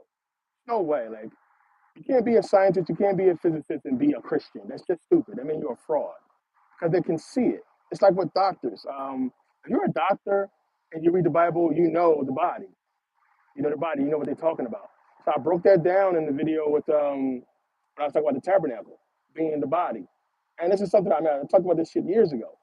But to me, it's just stuff I would think people knew, but they don't know. A lot of shit I just be thinking people know, and they don't be knowing none of this shit. But yeah, man, the tabernacle is the damn body, man. The tabernacle that the Israelites is carrying around with the Ark of the Covenant is the body, represents the body. Plain and simple. So they give it to you when they're breaking down everything that's inside the tabernacle, the heart, right, the organs and everything like that. And then, of course, the one that gives it away would be the Ark of the Covenant. And where they put the Ark of the Covenant, which is where the head will be, the brain, right? And then what's on top of the lid for the Ark of the Covenant is the two cherubim, right? You have one on the left, one on the right, representing the hemispheres of the brain, right? The left and right hemispheres of the brain. And then the Bible talks about God speaking to Moses from in between the Ark of the Covenant, the two cherubim on the Ark of the Covenant, right? God speaks from in between that. And then we know what's in between the left and right hemispheres of the brain would be the pineal gland. And then in the same book, Jacob says, Jacob called the name of the place pineal, for I've seen God face to face, my life is preserved.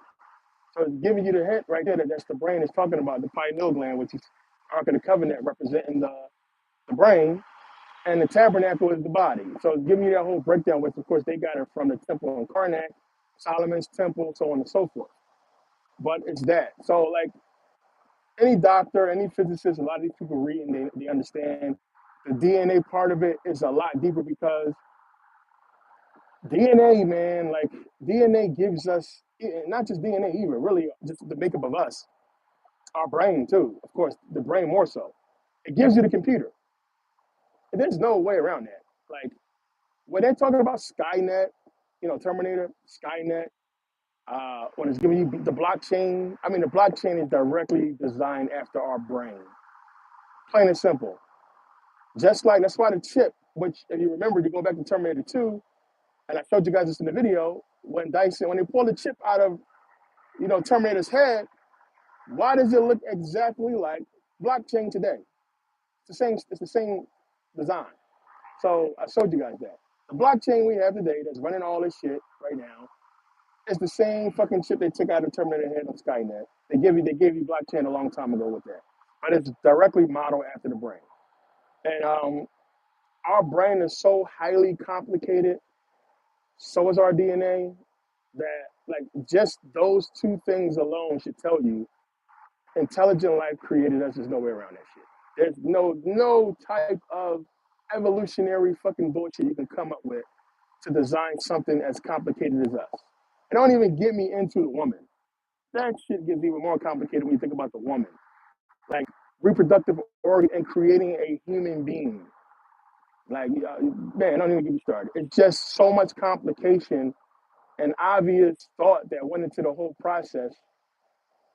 It's amazing, right? And you start to see it the more you start to learn. And what you guys are seeing today, what we're all seeing, is with AI now. So again, you can look at a lot of these new AI videos that's popping up, and you can't tell the difference. They look real as shit. And I said, how? If you're looking at AI, you see how real it looks now. How is that any different from the reality that you live in right now? So if that's all digital on your computer and it looks real, How is that different from watching a film of live people that was actually filmed? And eventually, it's going to get to the point where you're not going to be able to tell. And that's what we're living in right now. So when people make that connection and say, hey, we're living in this alternate reality, this illusion, and nobody can fathom it, you can't think about that being true because you're here physically, you can touch shit. Now put it in the same context as those AI videos and think, damn, how is that any different? And then now you put it in a context to where, well, shit, they're talking about being able to plug in and go into these fucking digital realities or digital computer worlds, and you won't be able to tell the difference. So Matrix, Ready Player One, all that shit. That's what's coming, but it's already here.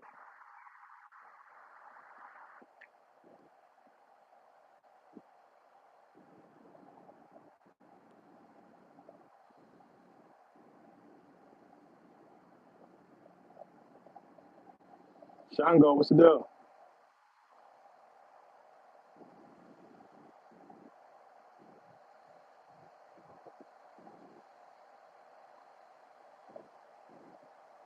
Oh yeah, you can rewatch the last video. I think it's up. Apophis, good question though. I think Earth is flat, man, because you guys know I did that video. It's on YouTube about flat Earth, and my conclusion is still the same. It's still the same because to me, you know, it's not so much is the Earth flat because that shit don't really matter. If it's flat or round, don't matter. Don't matter to me. The thing is what they're lying about as far as what we're on. Because, like I said, like, what the fuck is this place? Like, what is it?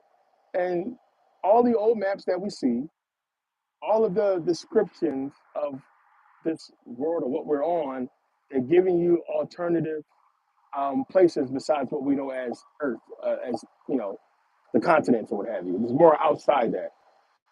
So we know the ice wall is real. We know all that shit is real. We didn't. It has to be something beyond it. But the biggest thing I can't get my head around, as I talk about a lot, is Admiral Byrd. That is the one thing I just can't let that shit go. Even if I didn't want to believe it, I believe that man because we're talking about what was that 1950s, 60s, what have you. Like there's no way this dude would have said what he said if he didn't see it. And we have documented, declassified all that. I have the fucking files on my computer right now. And I read all that shit. Well, Operation High Jump, and dude, they went there.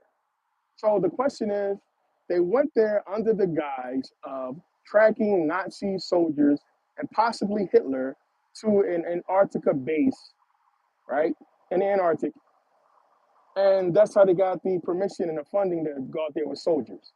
Then they go out there, they see whatever the fuck they saw, they come back, and then all the fucking leaders of the world come together and say, nobody's ever going to go there again. We can't come together and agree on shit, but they can come together and say nobody's going to go back there. Like, what is that? And then we all just forget about it and we go on and we leave it alone. So to me, it's not the question of whether the earth is flat or not. It's what the fuck is there? What else is out there? What's going on? What is this place? Flat, round, that shit don't matter. Well, I know this. The physics that they describe as what we're on this planet and the spinning and all that, it's all bullshit. It don't make sense. It don't add up. And there's very simple experiments that you can do to figure that out. Two, if you've flown anywhere, the shit is flat. There is no curvature. Right? There's nothing roundness about this fucking planet at all. I've flown all over the fucking world. I've been everywhere, all continents. There, I haven't seen no curvature. And I talked about me flying every time I flew into New York from Sweden. Why did we always come from Canada? So this stuff I experienced, in my life, and I seen my own eyes, and it's like that always made me scratch my head because if you look at the globe map, like, you know, Sweden is up here, New York is right there. You should be able to go boom, and you're in New York. But we're coming from Canada every time I flew into New York City from Sweden, and that only works if it's on that flat Earth model. But that's something to think about. So, like I said, it don't really matter as far as flat or round. It's what the fuck is they hiding? What's out there? And that's what's always been intriguing to me because when I see those maps where we have the ice wall, but then we have fucking land outside the ice wall, exactly what Admiral Byrd said. So for me to see that video and him describe that, then he die and he move on. And then maps that was made before he was born that he never saw and nobody never seen start surfacing, and it's exactly what he described. So to me, it's like, I mean, it's hard to ignore that. But I don't put 100% into shit that I can't, say it's true. But if I had to stand on what he said and make a choice, I would say it's true based off of those maps.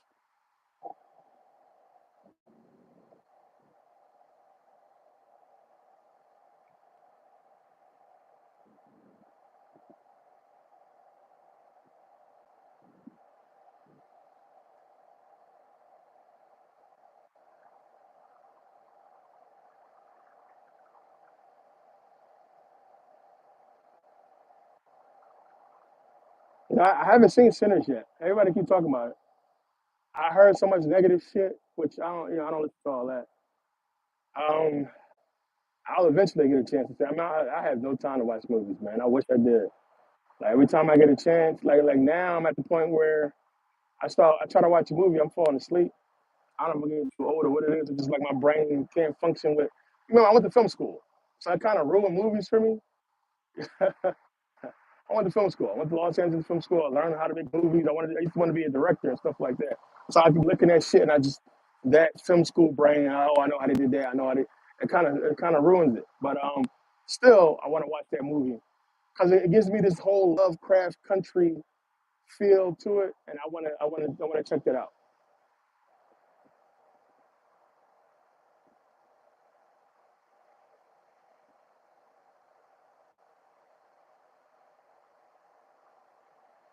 Yeah, flat round, it don't matter to me. Flat round. If it's round, then it's round. What difference does it make? My thing is, we being lied to about some shit that has to do with this planet. Whether it's flat or round is irrelevant. Like, if they came on the news tomorrow and said it was round, so what? Trump's still gonna be president. It's still gonna be racism. Who fucking cares? So it's not even worth really debating. Is that I think what the flat earthers are trying to say is they're lying to us about this planet, and that's what they want to uncover. Whether it's flat or round to me is irrelevant. But it's what they're lying about, what they're hiding about. I think that's what really has people so hyped, and they want to believe that the fact that they hiding stuff makes them want to believe that it's fucking flat. But to me, it's like it don't fucking matter to me, man. Yeah, I can't get off of this motherfucker, so it don't really matter. It's flat, round. I'm looking out. I'm up high right now. You see all that? That all that city out there. That shit is flat. No curve to it at all. Now I don't know if you have to go up super high to see the curve, but I've been up super high. I haven't seen that shit. So like my theory at the end of that video, what did I say? I said I think it's round, but it's bigger than what they're telling us. I mean, we look up, we see the moon is round, we see the sun is fucking round, we see all kinds of shit. It's round. So you see the planets they round, Saturn's round. It's just common sense to tell you the shit is round. But yeah, we don't know. We'll see, or we won't.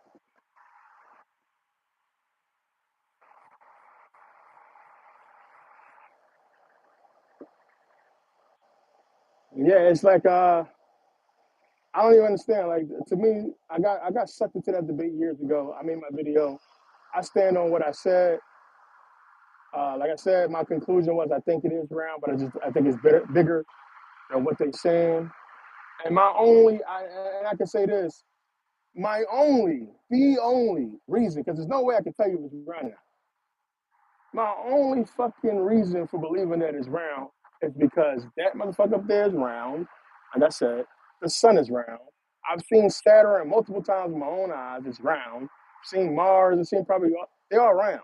Seen them with the telescopes and all that shit. They're all round. So I don't know. It just would be, you know, it's hard for me to think that we just sitting out here on a flat planet like the only motherfuckers. But yeah, I mean that's the only evidence I'm going off of when I say round. It's just off of that. So it stands to believe that we round as well. So, but still, I mean, I don't got time to get into all that. But like you can still crack that shit open too because it's just There's just so much weird shit going on here that we ain't gonna know about that they hiding. I mean, it's so much they hiding. It's probably mind-boggling shit people can't even handle. And like, who knows? But at the end of the day, like to me, that's just something that's a waste of time arguing because there's no point of arguing flat around because who wins? I mean, what do you get out of that? It's just, oh, he was right. That's it. Yeah, you still gotta go to work tomorrow. You know what I'm saying? Still gotta pay your taxes. It don't matter. It don't really matter. What matters is what they're lying about. That's what matters.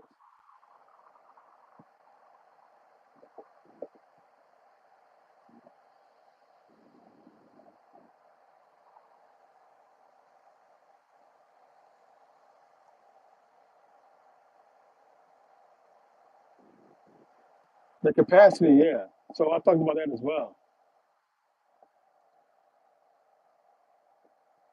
0 point primordial. That's what it means. But yeah, the capacity. I mean, we know that's bullshit. You can fit everybody on this planet can live in fucking Texas comfortably. Everybody. We can everybody on this earth, 7, 8 billion of us, we all can live in fucking Texas with no fucking problem. And then we'll have all the rest of the space. So like I said, anybody who's flown from New York to California, I've flown from Philly to LA a million times. Like I said, I always say that. Look down. That's all you got to do. Look out the window. We fly across more uninhabited land than inhabited land, and it's far more, far more. I know when you flying out of Philadelphia, right? Just look back, and there's all that empty fucking space, and then Philly is just crammed like in a corner, right? And then everything else is just empty space. So like, it's so much fucking wasted space.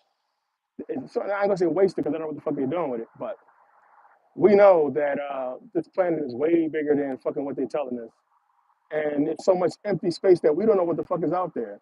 And then the thing is, when you start studying roadmaps, that's another thing I had crazy interest in years ago because we're diverted from so much, and a lot of people don't realize it because we follow the roads. So I mean, when you're driving, dude, just drive from Vegas to fucking LA. Do you know how much land you pay? Anybody who's done this drive from Vegas to LA, do you know how much empty fucking space you pass on your way there? And it's gated. And to me, I always found out to be crazy. I mean, they do that to keep the animals from crossing the road and stuff like that. You know what they tell us? But it's so vast. Like when you drive outside of Vegas, there's enough empty space between Vegas and California to probably put another 1,000 Las Vegases. That's not even an exaggeration. It's probably more than that. It's probably like something like 100,000. Now, that's not an exaggeration. There's so much empty space that you pass on the way to Cali from Vegas that is crazy.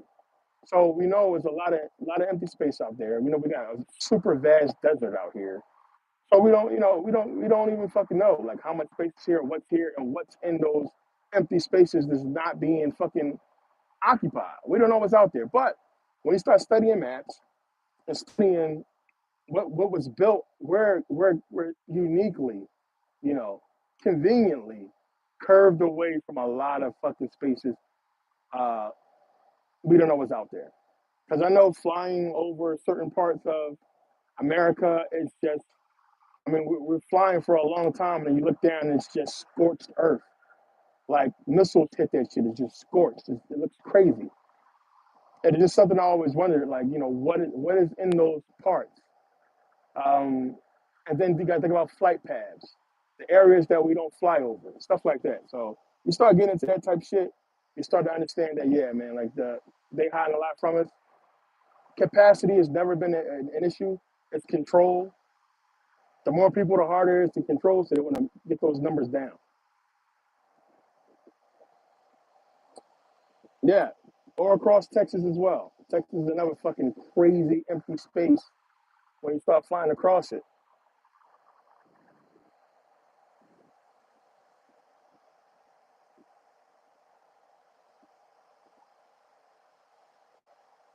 Oh yeah, if you're a truck driver, you know for sure.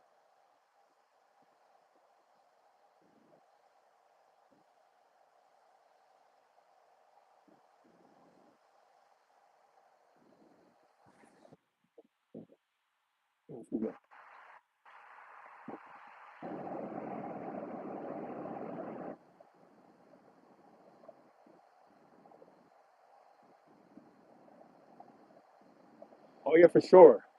I mean, I wouldn't say it's more land to discover because it's probably already been discovered. It's probably already beings there, people living there. But yeah, for us, for Americans, or for what we call this world, I mean, I think we're only living in a small part of what we're living on. I think it's a lot more, and there's a lot of stories that get into that I talk about in a few videos that gets into that whole thing. I mean, it's a lot of mythologies. A lot of these stories used to be out there, but they're gone now.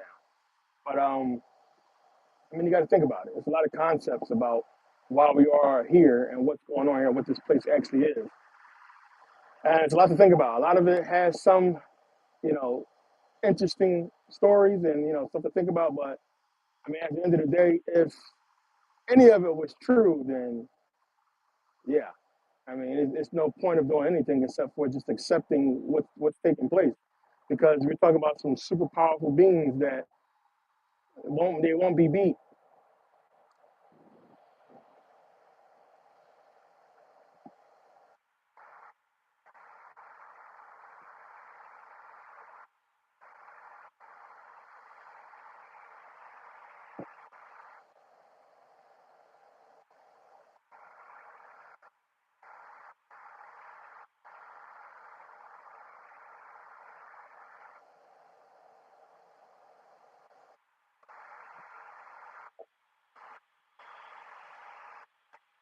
Sly Trizzy, yeah, I talked about that in one of my videos about Alexander's mom.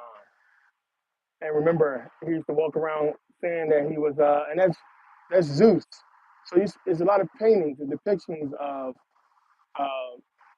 what was her name? Begin with an O. But her having sex with Zeus, and Zeus has the body of a snake. So yeah, that's wrapped up in the mythology. But that's a lot of symbolism with all that shit.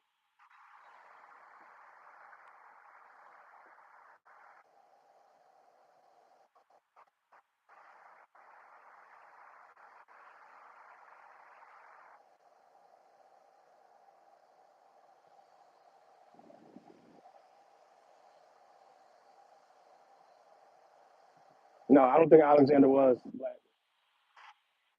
Macedonian. What's um what's interesting about him is the fact that the Egyptian people are on record as liking him, and it's on record that he changed his mind about the conquest of Egypt. So remember, like I talk about, you got to remember, man, the Greeks lived with the Egyptian people. Everybody knows that. The Egyptians taught them how to build, taught them so much, and the Greeks lived amongst the Egyptians, and they lived around these black people, not just in Egypt, but going all the way over to basically Turkey, where Turkey is today.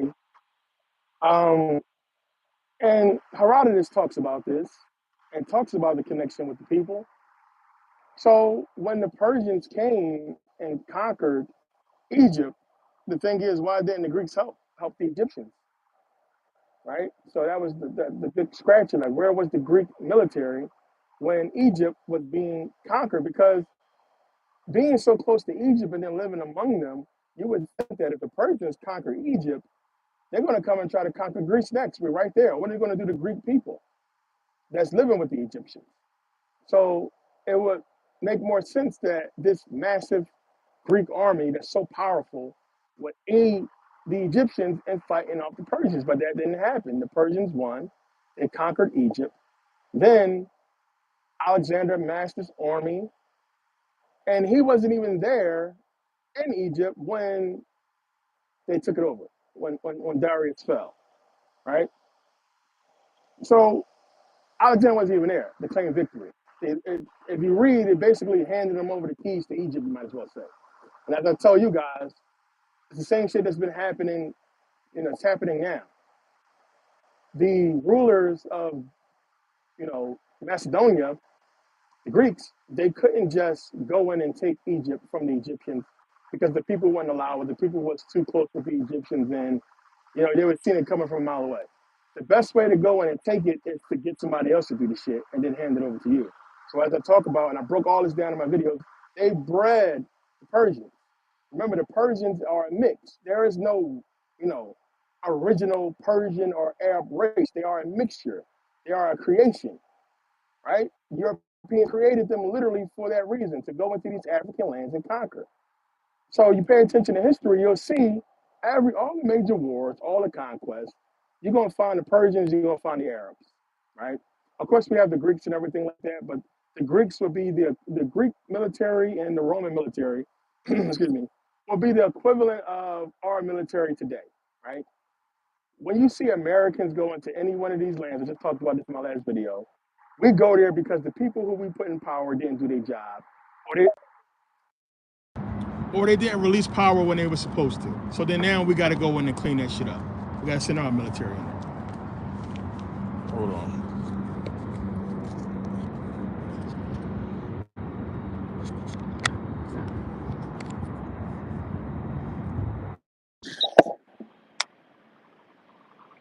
There we go.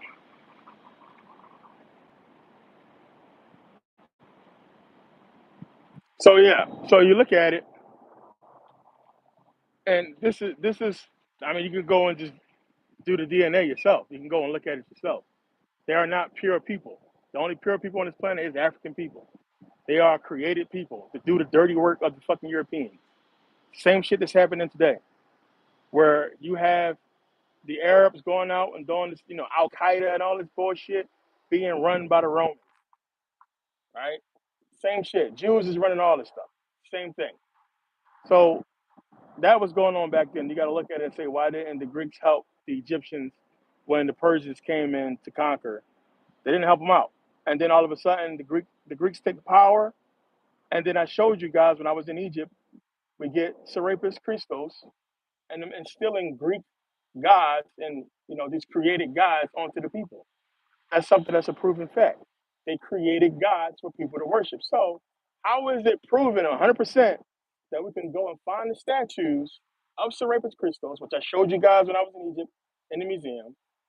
We could find these statues of Zeus Amon, which we know is another created god, which the statue still exists. So we got Zeus Amon, we got Serapis Christos, right? We got these created gods that they created and forced onto these people. They indoctrinated them, which Serapis went all the way into Rome, and I showed you guys Serapis in Judea, broke all that down.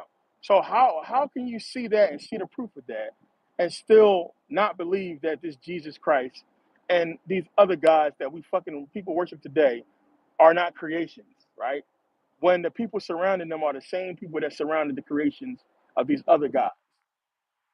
So, you know, like I said, man, if you're a grown ass man or woman believing in talking snakes and donkeys, you got problems. You got problems. So you got to look at that shit.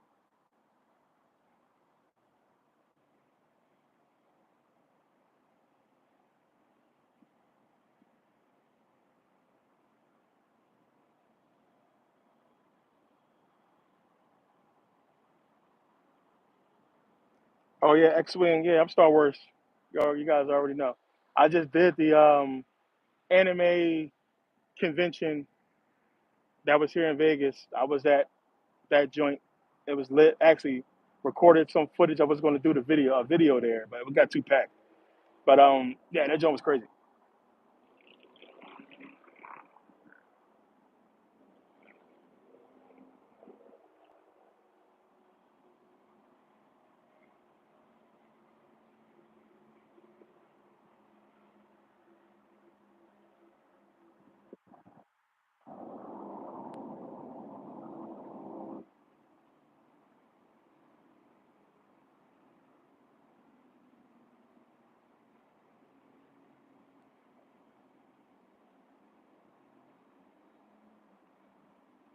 What is quite literally, and was you trying to say Anunnaki?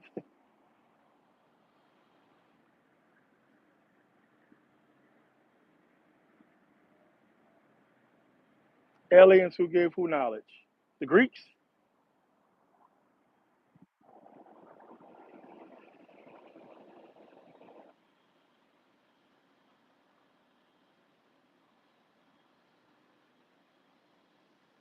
Hell no. Climate change is dumb. No such thing as climate change, man. This planet has been doing the same thing And then here's the thing: climate change is like religion to me, because if you study religion, you're gonna find out that it's not true, right? If you study climate change, you're gonna find out the same thing. You're gonna find out that the same shit that we're experiencing today, they experienced years ago, is cycles of certain climates, right? Climate changing is not really a thing. It's just a cycle of the weather, and then now, shit, these motherfuckers can control the weather. So yeah, I mean, you want to say climate change? I guess you can say climate change when they're controlling the shit. So yeah, but as far as natural, no, I don't believe in natural climate change.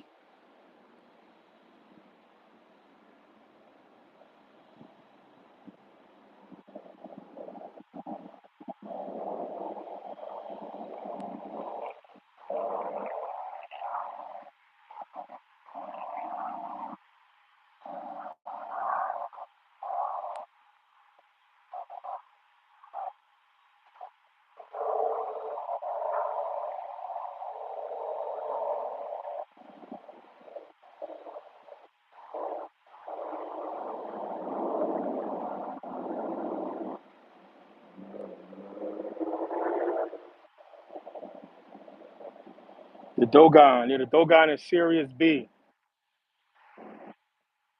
Um, so yeah, we talked about this. I'm trying to remember what video that was from Dogon. And yeah, the Dogon basically saying that's where the gods came from. Listen, man, it's why people got to travel. Like, it's one thing of reading about stars and everything like that, constellations and everything. I literally would travel just to go see them when I knew they would pop up in a certain country and would be there for a long period of time. Like the last time I was in Mexico, I literally went down there to Chichen Itza to see Orion.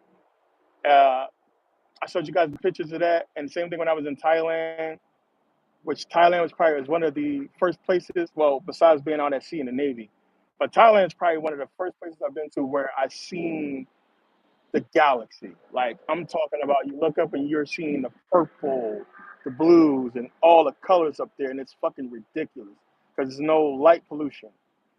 So it's crazy, and it's the same thing in Sweden. Oh, yeah, I talked about it in Sweden as well, seeing the Northern Lights and all that.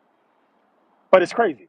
It's one of the craziest things because you look up now and you see the darkness and everything, and then beyond that is just what the fuck is that?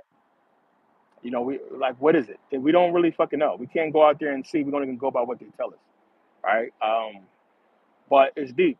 But being in Thailand the last time when I seen the entire Orion and seeing Orion's belt so close and so clear, seeing Draco and seeing these other constellations that I've been seeing over the years, and it's like shit. I mean, being down here and looking up there and seeing that and seeing movement, what would you think back then years ago? I mean, if you want to think about a primitive civilization, what you think they thought when they looked up and seen all this activity out there? They thought it was something out there, which most likely it was, but we don't know.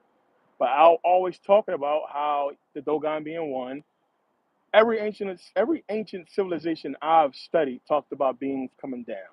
They talked about reincarnation. They talked about beings coming down, and it's just something to think about. And like I said, I'm a person to tell you straight up. If you whatever you want to call, if you want to call something a UFO or alien, being outside of what we know as being human on this planet, yeah, I would say they 100% they exist. They exist. Whatever you want to call them, Anunnaki, whatever the fuck you want to call them. I don't believe in no Anunnaki story. I always talk about that shit because I know where it came from. I know about Zachariah Stitchin. I know why he made it up and what he was doing when he created it. I know it's a spinoff of a lot of different things. It's no fucking Anunnaki. Like, I'm sorry, like it's just not. But it's definitely some beings out there, but they don't follow that story that y'all got from Stitching or what fucking Billy Carson has been pushing all this time. It's bullshit.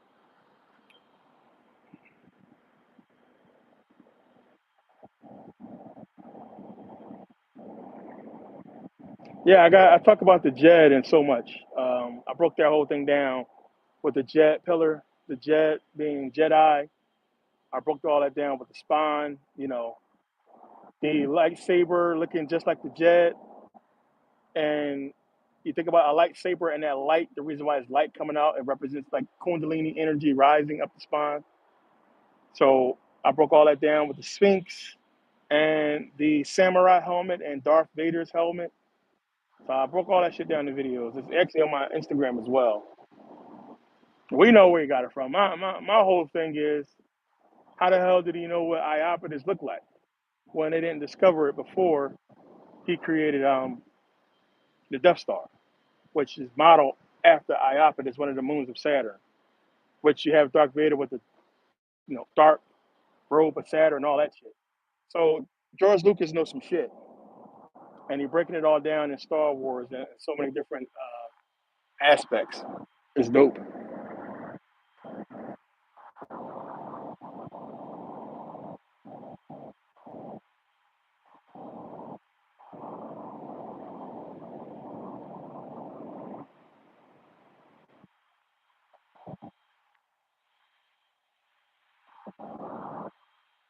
What do you mean nobody verifies the mutation?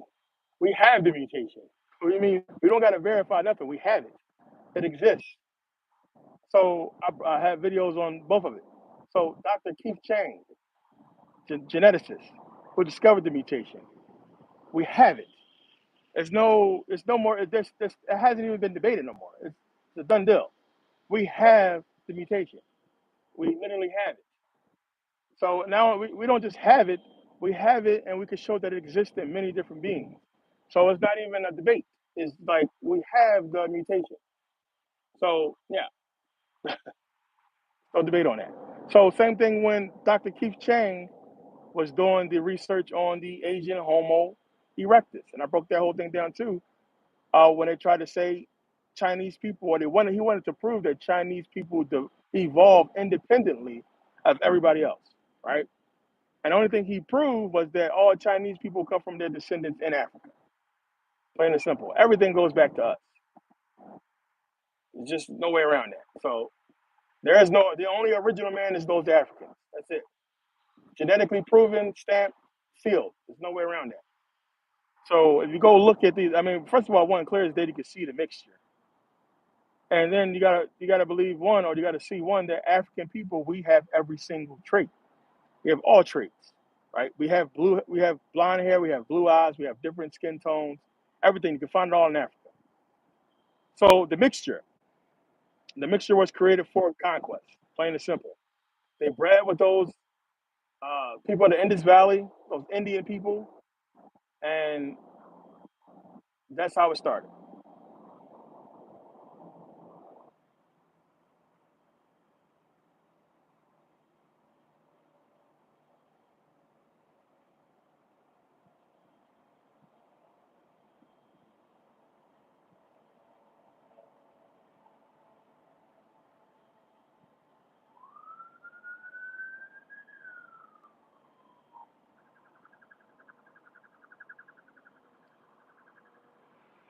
Nubia, nah, I'm still. Nuclear oldest DNA and people races are not related at all.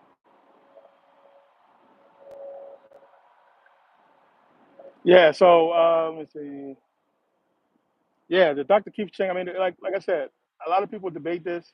I don't debate it because we have the proof, and it's one of the reasons why Ted did multiple videos on this, because you can't deny it no more. So like, and here's another thing. Like, all right, so if you, I'm not trying to sound like smarter than nobody, nothing like that. If you've been to college, if you ever did a lab, anybody who ever looked in a microscope or studied genes and DNA in school in a lab, I mean, you can see, if you understand how genes work, understand how genetics work. A lot of people just watching videos and never did any type of real research, right? So one, there's something called, as I talk about, empirical research, right? Empirical research, meaning you have to submit it to academia, to universities, and it has to be proven true, right?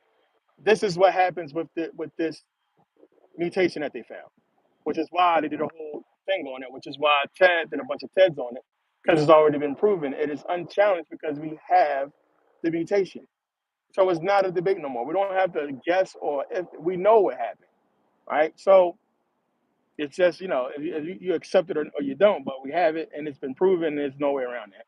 And then it fits because with your own fucking eyes, You've seen an African woman give birth to an albino, right? You've seen it.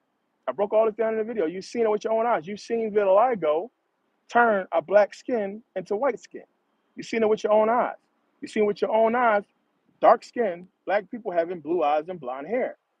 So it's just some people are so angry or racist that they can't fathom or they don't want to accept the truth. But we have the proof, and it's you accept it or you don't. It is what it is. But we have it, and like I said, those things that exist in nature that's provable, uh, it's just the telltale sign. And I could get into all the fucking other shit with it. OCA, oculocutaneous albinism. Africans are the only people that carries every single trait of OCA, right? And OCA is hereditary, meaning since every race has OCA and they have a trait of it, and the only race that has every single trait is Africans, tells you what? We are mommy and daddy. They got the shit from us. We are patient zero. So it's just certain things that just tells you right then and there, what's going on. So, like I said, vitiligo is a trait of that mutation, right? Albinism is a trait of that mutation. Boom.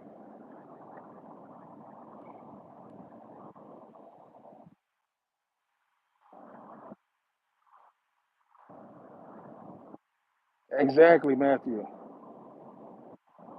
Jacob, what's the deal?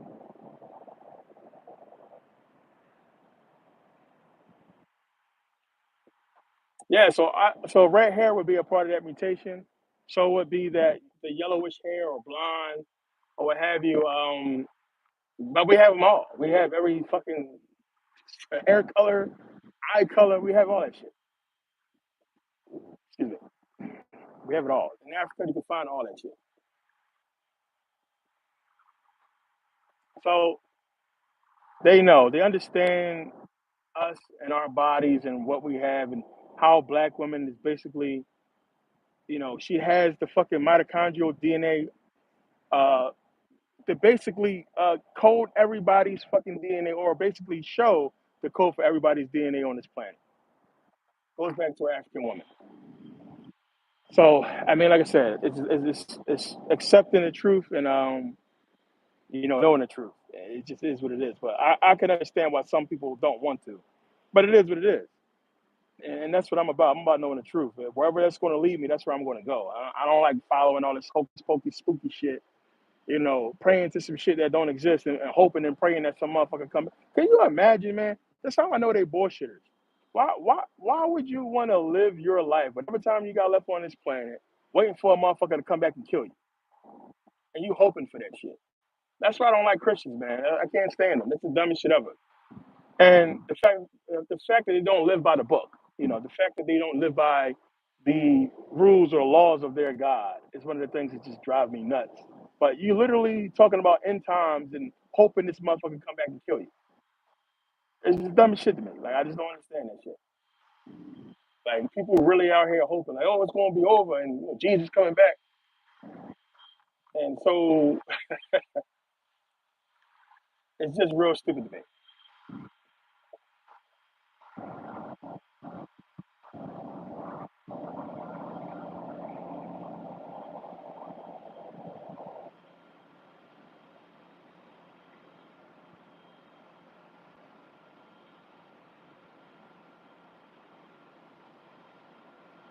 Yeah, so what was that? Yeah, so I'm going to put out another video for Shopify update. Well, not an update, just some new information for you guys to help y'all out. But that's going to be on YouTube. So anybody who does have the Shopify course, you guys will see that new information coming out because, like I said, Shopify is the promotion. That's it. Building your site and getting all that stuff going. I've been doing this for years. It's tough because you got to build that store. But once it's built, that's it. Now it's about the promotion. And I don't think a lot of people understand the tools that's out there to help you really grow your store beyond what I showed you guys with Facebook and algorithm and everything else. So some other tools I want to show you guys is going to help you all out that I've been using and they've been working. Um, That's gonna really help you out. But to me, the biggest and best thing you can use right now is the Facebook boost post, the algorithm. But you can also promote on YouTube. You guys do know that, right? You can actually promote on YouTube as well, your commercials and everything like that. So yeah, it's a lot of different things. But that's how you make your money. It's going to be your promotion and how much promotion you really put into it, because you're essentially getting products to people that's looking for stuff, and a lot of people don't even know that they was looking for it. And setting up your store, as I talk about in the video, is going to be like the best thing you can do. But the work is going to be finding those niche products and getting the best deals you can get on them. And remember, you don't got to pay shit up front. That's the best part. So yeah, definitely grab the video. Who was that? Likely Library. Yeah, grab that junk. It's worth it.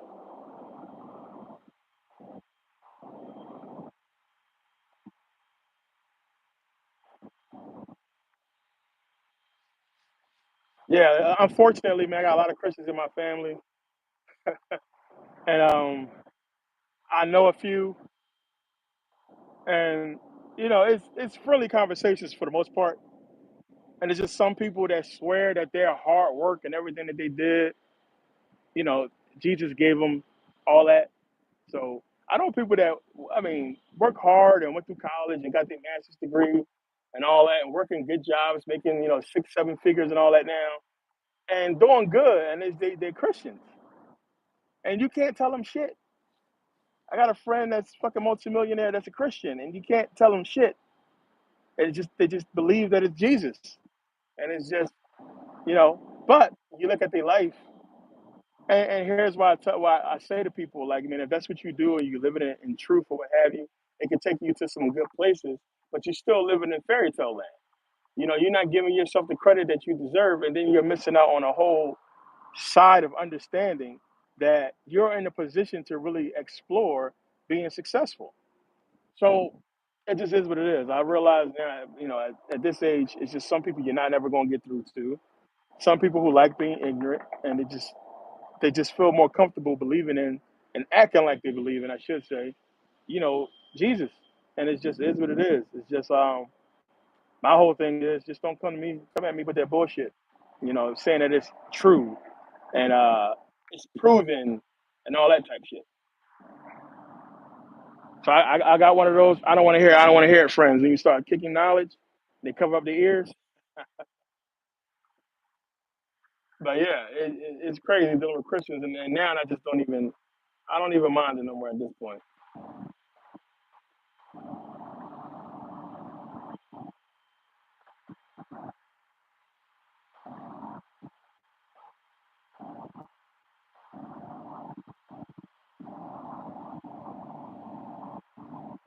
Yeah, I got a whole video on dragons. I got a couple videos where I get into dragons. I just posted probably like a couple months ago the painting that was uncovered over there. I mean, it's a painting that's like what 12th century, 13th century painting of dragons. So the depiction of these, little fat serpent dragons, they're old. And I always tell people like, they didn't draw shit back then for no reason. You know what I'm saying? There was no imagination for that shit. I'm just gonna draw a dragon, right? They had to have seen it. So to me, the proof is in the pudding right then and there, where we have all these, you know, Renaissance and old paintings of dragons, and then the big one, of course, would be in China with the dragon, which is everywhere. And I'll talk about the zodiac, which everything on the Chinese zodiac is real. Every single one of those animals is real. And we're supposed to believe that the dragon is not, because the dragon is on the Chinese zodiac. And they have some of the oldest history, them in England about dragons. And England has a crazy history about dragons, wearing the armor. So that was the deal with the fucking fire breathing, which supposedly is a mixture they could spit out that was like fucking acid. So they called it fire. Don't know if it was literal fire or not, not sure. But they wore that suit of armor for that reason. Why is it that? Because come on, I mean, think about it. And I said this shit a long time ago. That suit of armor, you can't fight in that shit. You put on that suit of armor for what? What do you can do exactly what they did in those suits of armor is run up and stab a dragon and to protect you from the shit they spray out their mouth. And then they try to say, oh, it's armor for jousting. Like, stop it. So we know that was the real purpose for that armor, to protect them from whatever the fuck that was. But I broke down that, and I think I have Mystery School 8, I think it is, or Mystery School 5, or one of those mystery schools on dragons, and I really go in super deep on all that.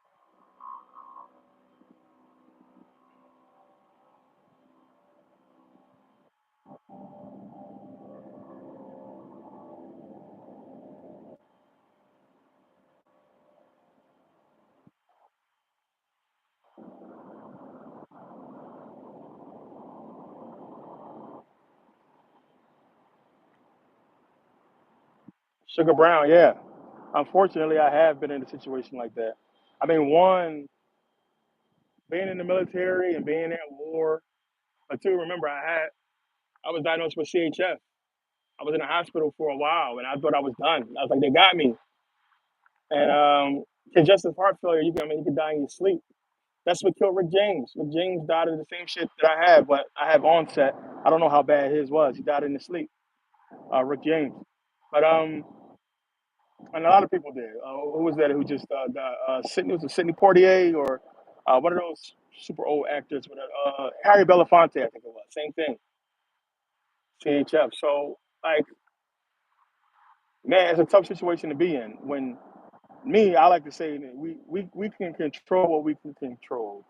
You can try, or you can hopefully put yourself in a situation to where you don't give anybody the power over you to control whether you live or die. And that's like, that's you can't always do that. Life is what it is. My thing is this, like, I mean, I personally don't fear death because I understand it, and so I don't really worry about shit like that. I just don't worry about it. Like, you only can control what you can control. So control what you can control. The rest, don't really stress about it. But if it's something you want to get out, you got to just figure it out, formulate a plan, and figure out what you're going to do to get out of that type of situation. But yeah, man, like being in a situation where, I give you another example. My friend Doug got killed. I think I talked about this before. I talked about it in my book. So getting robbed is scary. Unfortunately, I've been robbed probably like about 4 times. Uh, Back in those days, when I was doing, selling drugs and all that bullshit. But we got robbed one night, 3 o'clock in the morning, shooting dice, and boys came up and robbed us, and we had to lay on the ground. And my friend had his guns in his trunk. He went and lay on the ground. He was trying to go in the trunk and get his gun. The guy shot him. His brother was up the street seeing the whole thing. At least he killed the guy that killed his brother. But when we land on the ground, the guy started shooting around us. Like, feel the bullets hit the ground. So I don't know, because he said keep your eyes closed, don't look. I don't know if he was killing my friend that was laying next to me or not. But laying there, and a person got a gun and they shooting your friend, and the first thought in your mind is to get up and run, but you like, if I get up and run, he's gonna shoot me. But he's gonna shoot me if I lay here. Scary shit. Scary shit. I hope nobody ever be in no type of situation like that. But unfortunately, I was in crazy life or death situations before that. Luckily for me, I survived and I got out of. And I talked about before being grazed, shot in the head right here. I had 8 staples in my head. Lucky to be alive. Still got a scar. But man, like, if you're in a situation like that where somebody got control of your, whether you live or die, and you want to live, then you got to get out of it, and you got to figure out how to get out of that shit.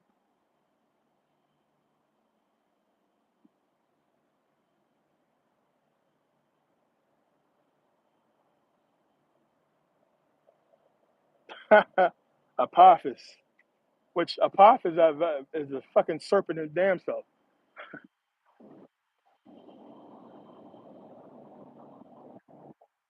All right, Mike, what's the deal?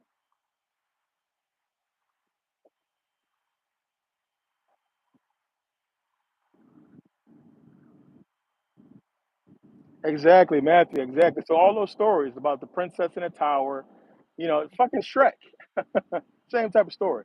The knight had to go in and save the princess from the dragon, and he wore armor. Like, I mean, all that shit is real. Like I said, the paintings of these guys wearing armor, killing dragons, says it all. So it's one of those things to where either you want to believe it or you don't. But I will personally, and I will stand on it 100%. I'll say dragons were real, especially when you find out, and I talked about this in the video. Dinosaurs were called dragons before it was called dinosaurs. So that should tell you everything right there.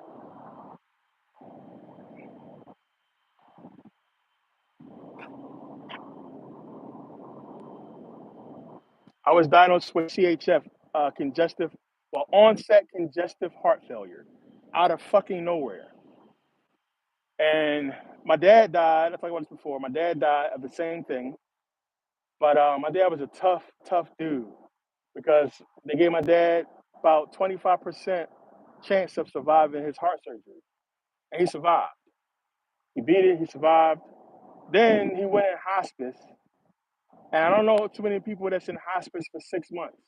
He was in hospice for 6 months. He walked out of hospice. All right, you go to hospice to die. He walked out of there. But my dad was a stubborn, fucking, super conspiracy theorist. Can't stand doctors. He didn't want them touching him. So he didn't give a shit. And then all his friends was dead anyway. He went out on his own terms. He didn't care. He was conscious. He didn't give a fuck. He's like, I'm gonna die. I'm gonna die. It is what it is.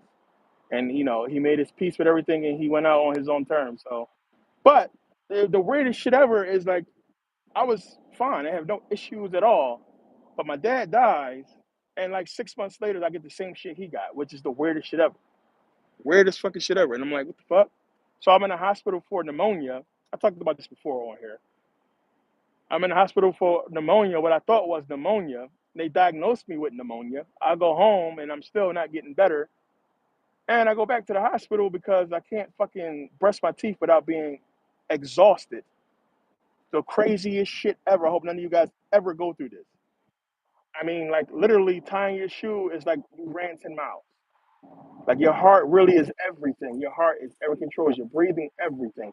Your bowel movements, your pissing, everything. Your heart is responsible for so much. So go back to the hospital, and then the cardiologist tells me, dude, you have fucking CHF. And I'm like, congestive heart failure. I'm fucking 40, dude. Like, I was 40 at the time. And I didn't believe it, but it was true.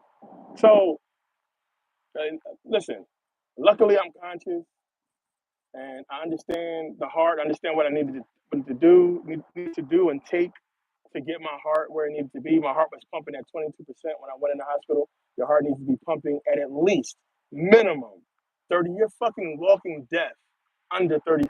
So I was literally fucking dead walking in that bitch at 22%, thinking I'm dead. Like I didn't think I'm not even gonna hold you. I didn't think I was gonna make it out of the hospital. That's how bad it was. That's how bad I felt. I thought when I went to sleep I was not gonna wake up. There's no fucking way. The way I felt was crazy. But good doctors, good doctors. And when motherfuckers be like, oh, thank you, Jesus, and all this and that, that was one of those thank you, Jesus moments. But I said, fuck no, I thank you, these doctors. This fucking doctor saved my life. Not no fucking Jesus. These doctors was here. They helped me out. And then by me, I mean, all the years of listening to Dr. Sebi and having friends that are herbalists and dealt with this stuff before, I just made a phone call. Somebody sent me some stuff. I drank it. Poof. I went back to the doctor, and the fucking doctor was like, dude, what did you do? Fucking heart is pumping like fucking like 88% now. Like, and now my heart is back, almost, I would say probably almost back full strength. Well, I feel good. But, yeah. So the cause of it, supposedly, what they told me was due to high blood pressure, right? And I stay away from so much shit, even more so now. But like I tell people, man, these people are fucking sick. The stuff they put in food, pay attention to the sodium count. It's more than ever they trying to get you out of here. There's so much sodium and shit. Your limit should be fucking 28, and that's too high. I stay with under 25. Read your shit that you eating, man. If it's high in sodium, if you're as dark as me, don't touch that shit. If it's high in sodium, your blood pressure going to shoot up so fucking high. And black folks, you know how our blood pressure be. We like catfish and all kinds of sodium filled food. And it's just really designed to kill you, and that shit will get you out of here. And I'll never forget this, right? This shit was so crazy to me because the guy that I was sharing a room with at first, uh, he's in there, he's arguing with his wife. His wife is cussing him out, and she's like telling him how it's his fault. This dude's his kidneys failed. He's on dialysis. He's on the machine. The machine loud as fuck kept going off. But I never forget his wife cussing him out, telling him how much he told himself, don't eat this and to change his diet. And the fucking guy's gonna die in the hospital. And that's what she said. She said, you're gonna die here. The doctors told me you're gonna die here because you didn't fucking listen. He was still being stubborn. And I'm like, this is fucking crazy. This is crazy. So man, like a lot of people ask me about this. I talked about this a lot before. A lot of people ask me questions and shit like that. But the only thing I can say to you guys is, man, just really pay attention to what you're eating and understand that these people are sick. They're trying to kill you, and the stuff that's in this food will do that with the sodium. And if you have a high metabolism, you can endure it for a long time, and you just think you're fine, and you ain't gaining no weight, and you cool, and they catch up to you when you get older. But all the while, your blood pressure is high. So my advice to you guys would be this, man: watch your sodium intake. Do not get off sodium. Do not just completely ignore salt because you need it.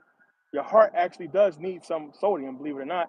Like they tell you, if you have a fucking heart attack, the first thing they give you is that flush of what is it called? I forget what it's called, but it's basically sodium. It's basically salt, and it'll boost you as electrolytes because electrolytes has that boost in it. But I would tell you guys, man, like pay attention to what you're eating. Monitor your blood pressure now while you can and you know it, so you can see where your blood pressure is now. And if it's at a good number and you maintain a good steady blood pressure, you're probably fine. You know what I'm saying? Try to eat as less salt as you can. Sugar is absolute fucking poison. I stay away from. I don't eat sugar, nothing. I don't fucking touch sugar. Sugar will fucking kill you. It's just horrible. Like it's what is like the fucking best worst thing on the fucking planet is sugar. And the good thing is so much alternative to sugar that you can eat. But again, keep in mind, man, a lot of this stuff is genetics. I mean, if you had no history of heart failure in your family, you're probably fine. You probably got a strong heart. You probably have a system to where you can defeat all that bullshit. But you gotta make sure. And that's what I would say. Make sure. Test yourself, test your blood pressure, pay attention to what you're eating. Go do your checkup. That's the fucking main thing. Go do your checkup, man. Go see your fucking doctor. Don't be scared. I know us men, we don't like to go to doctors. But go and just make sure you're cool, because luckily for me, it was onset, and I was able to go in there and find out what was wrong with me and take steps to fix it. And boom, here I am. I'm good to go. And had I waited because I didn't want to go, but because dude, I couldn't fucking walk. I couldn't walk. I couldn't breathe. I literally had to turn on the fan to breathe. And luckily, when that happened to me, my apartment is right on the same block as the hospital. The hospital is like right on the corner. So I hopped in my car. I turned the AC on blast. I rolled down the window so I can breathe, going to the hospital, which is only a block away, luckily. And like it was, I had to fucking almost crawl into that bitch because it was crazy. So I got in there, and as soon as I waved to the lady, I couldn't breathe. They came and they got me quick. They got me in a wheelchair and got me in to see the doctor fast. And it was like, yeah, it was fucking crazy, man.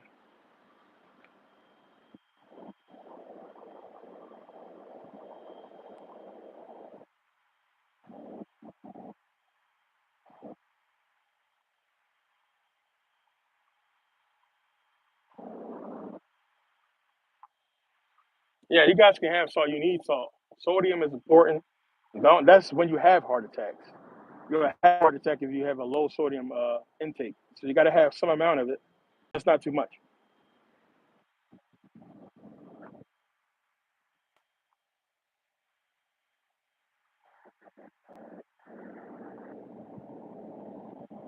Vampires and werewolves. Vampires is fucking play on white folks. That's all it is. It's just white folks making fun of themselves. They blood suckers that can't fucking stand the sun. The sun kills them.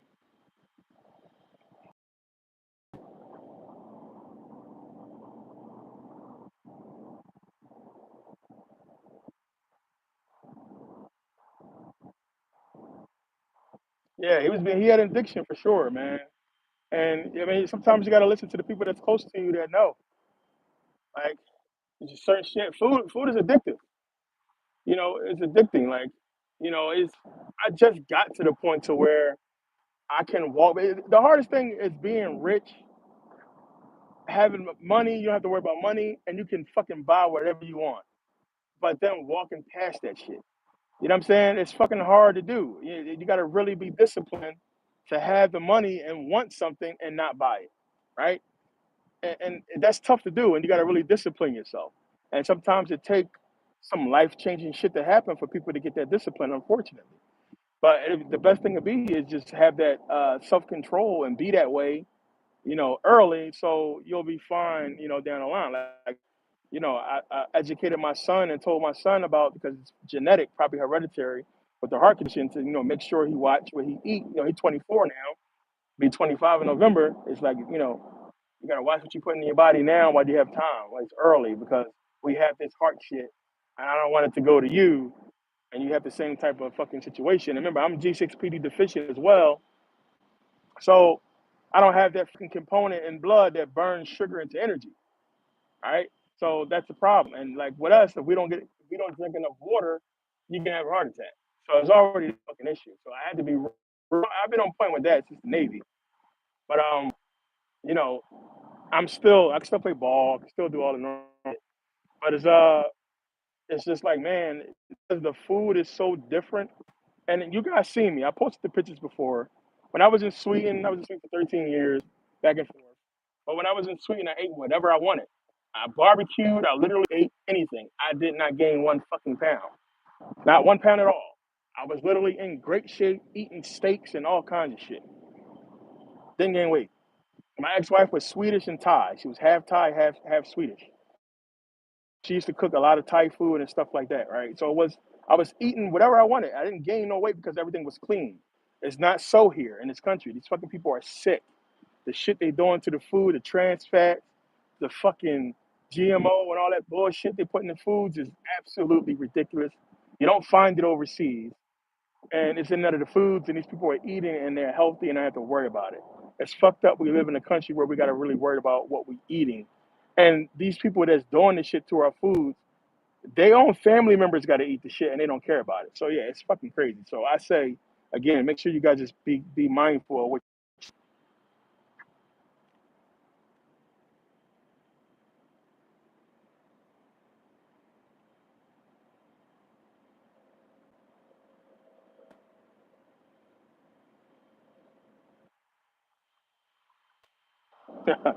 Alexander being a shapeshifter? No, I don't think so. Remember, I put the video out of supposedly them finding the tomb of Alexander in America, and I broke that whole thing down with the guy with the fucking who found the shit, and it's supposed to be Cleopatra and Alexander's tomb. They found in a fucking cave in I think it was Illinois. It's a whole thing on it, but a spelunker found it. He dove in there. He went in there. He came out with some artifacts, and he talked about what he saw down there, what have you. And we don't know if it's real or not, because supposedly they blew it up, and nobody knows. So what's more interesting about Alexander is his death.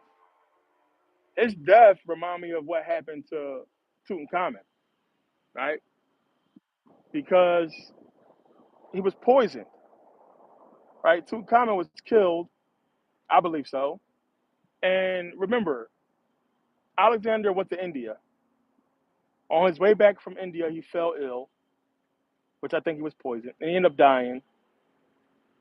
He had enough time to basically, you know, gather the Diadochi, the successors, and basically split up the land. But a lot of people believe he was also poisoned. And one of the reasons for that is because he was changing his stance on Egypt, and the Egyptian people liked him, and he didn't want to do whatever it is they set out to do. And that just goes back to what I was saying before, how these people lived among the Egyptians, and the Egyptians helped them with so much. You got to be a sick motherfucker to do what they did to the Egyptians. So again, when the Persians conquered, and then the Greeks got Egypt from the Persians. Why didn't the Greeks give back the land to its rightful owner, the Egyptians, when the Egyptians did so much for them? Right?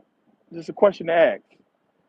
So they not only kept conquest of Egypt, they tried to push these gods in their image on the Egyptians, knowing that the Egyptians were not accepting of anybody's religions or practices outside of their own. It's a lot to think about with that. So it's a purpose behind that whole thing.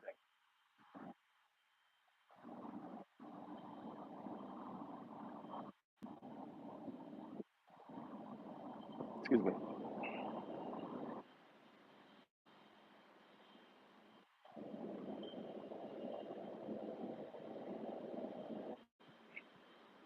So I mean, I'm sorry, I have so many videos. I think that's Shatter and Satan when I talk about this stuff.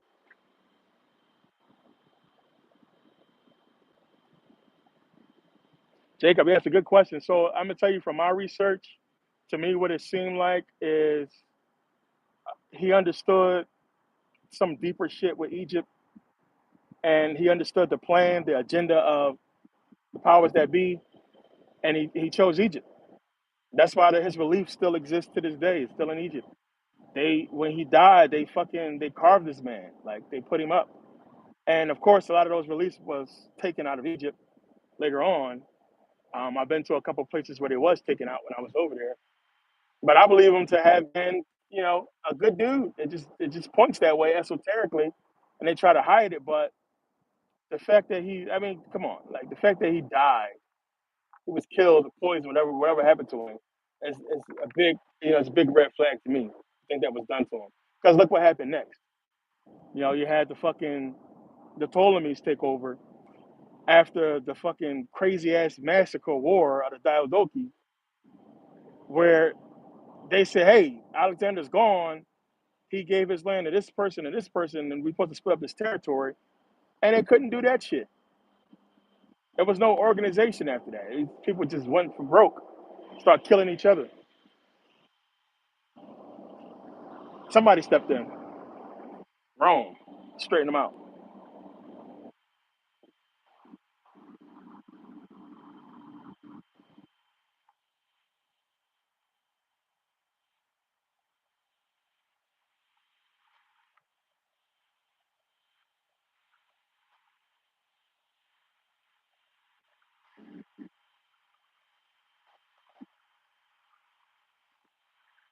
Yeah, I talked about Africa.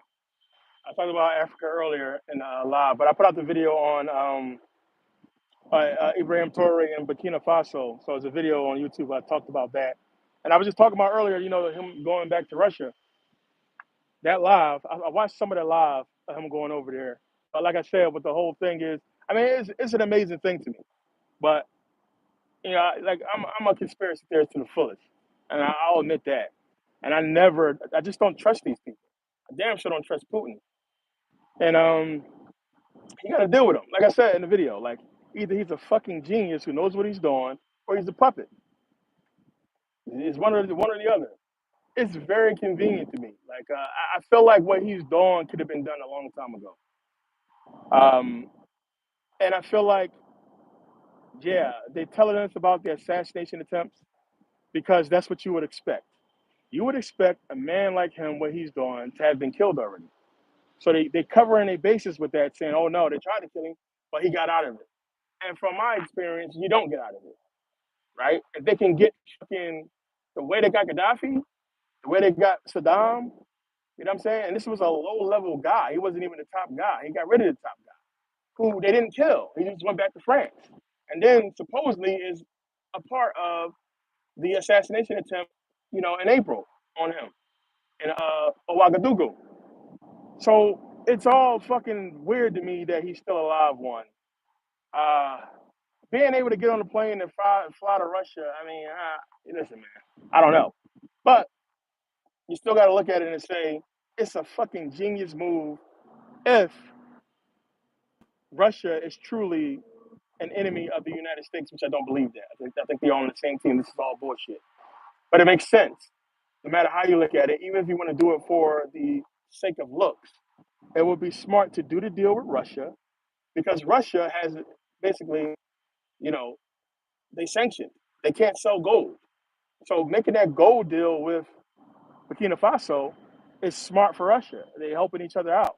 But also Burkina Faso gets the protection from Russia, which they had before the takeover, right? And when Paul Henry was in there. And it's like a one hand washes the other type deal. My whole thing is the owner or the guy who owns the fucking, you know, the plant, the people that's processing the gold is the oligarch. Is one of the people that's behind Putin. So we don't know.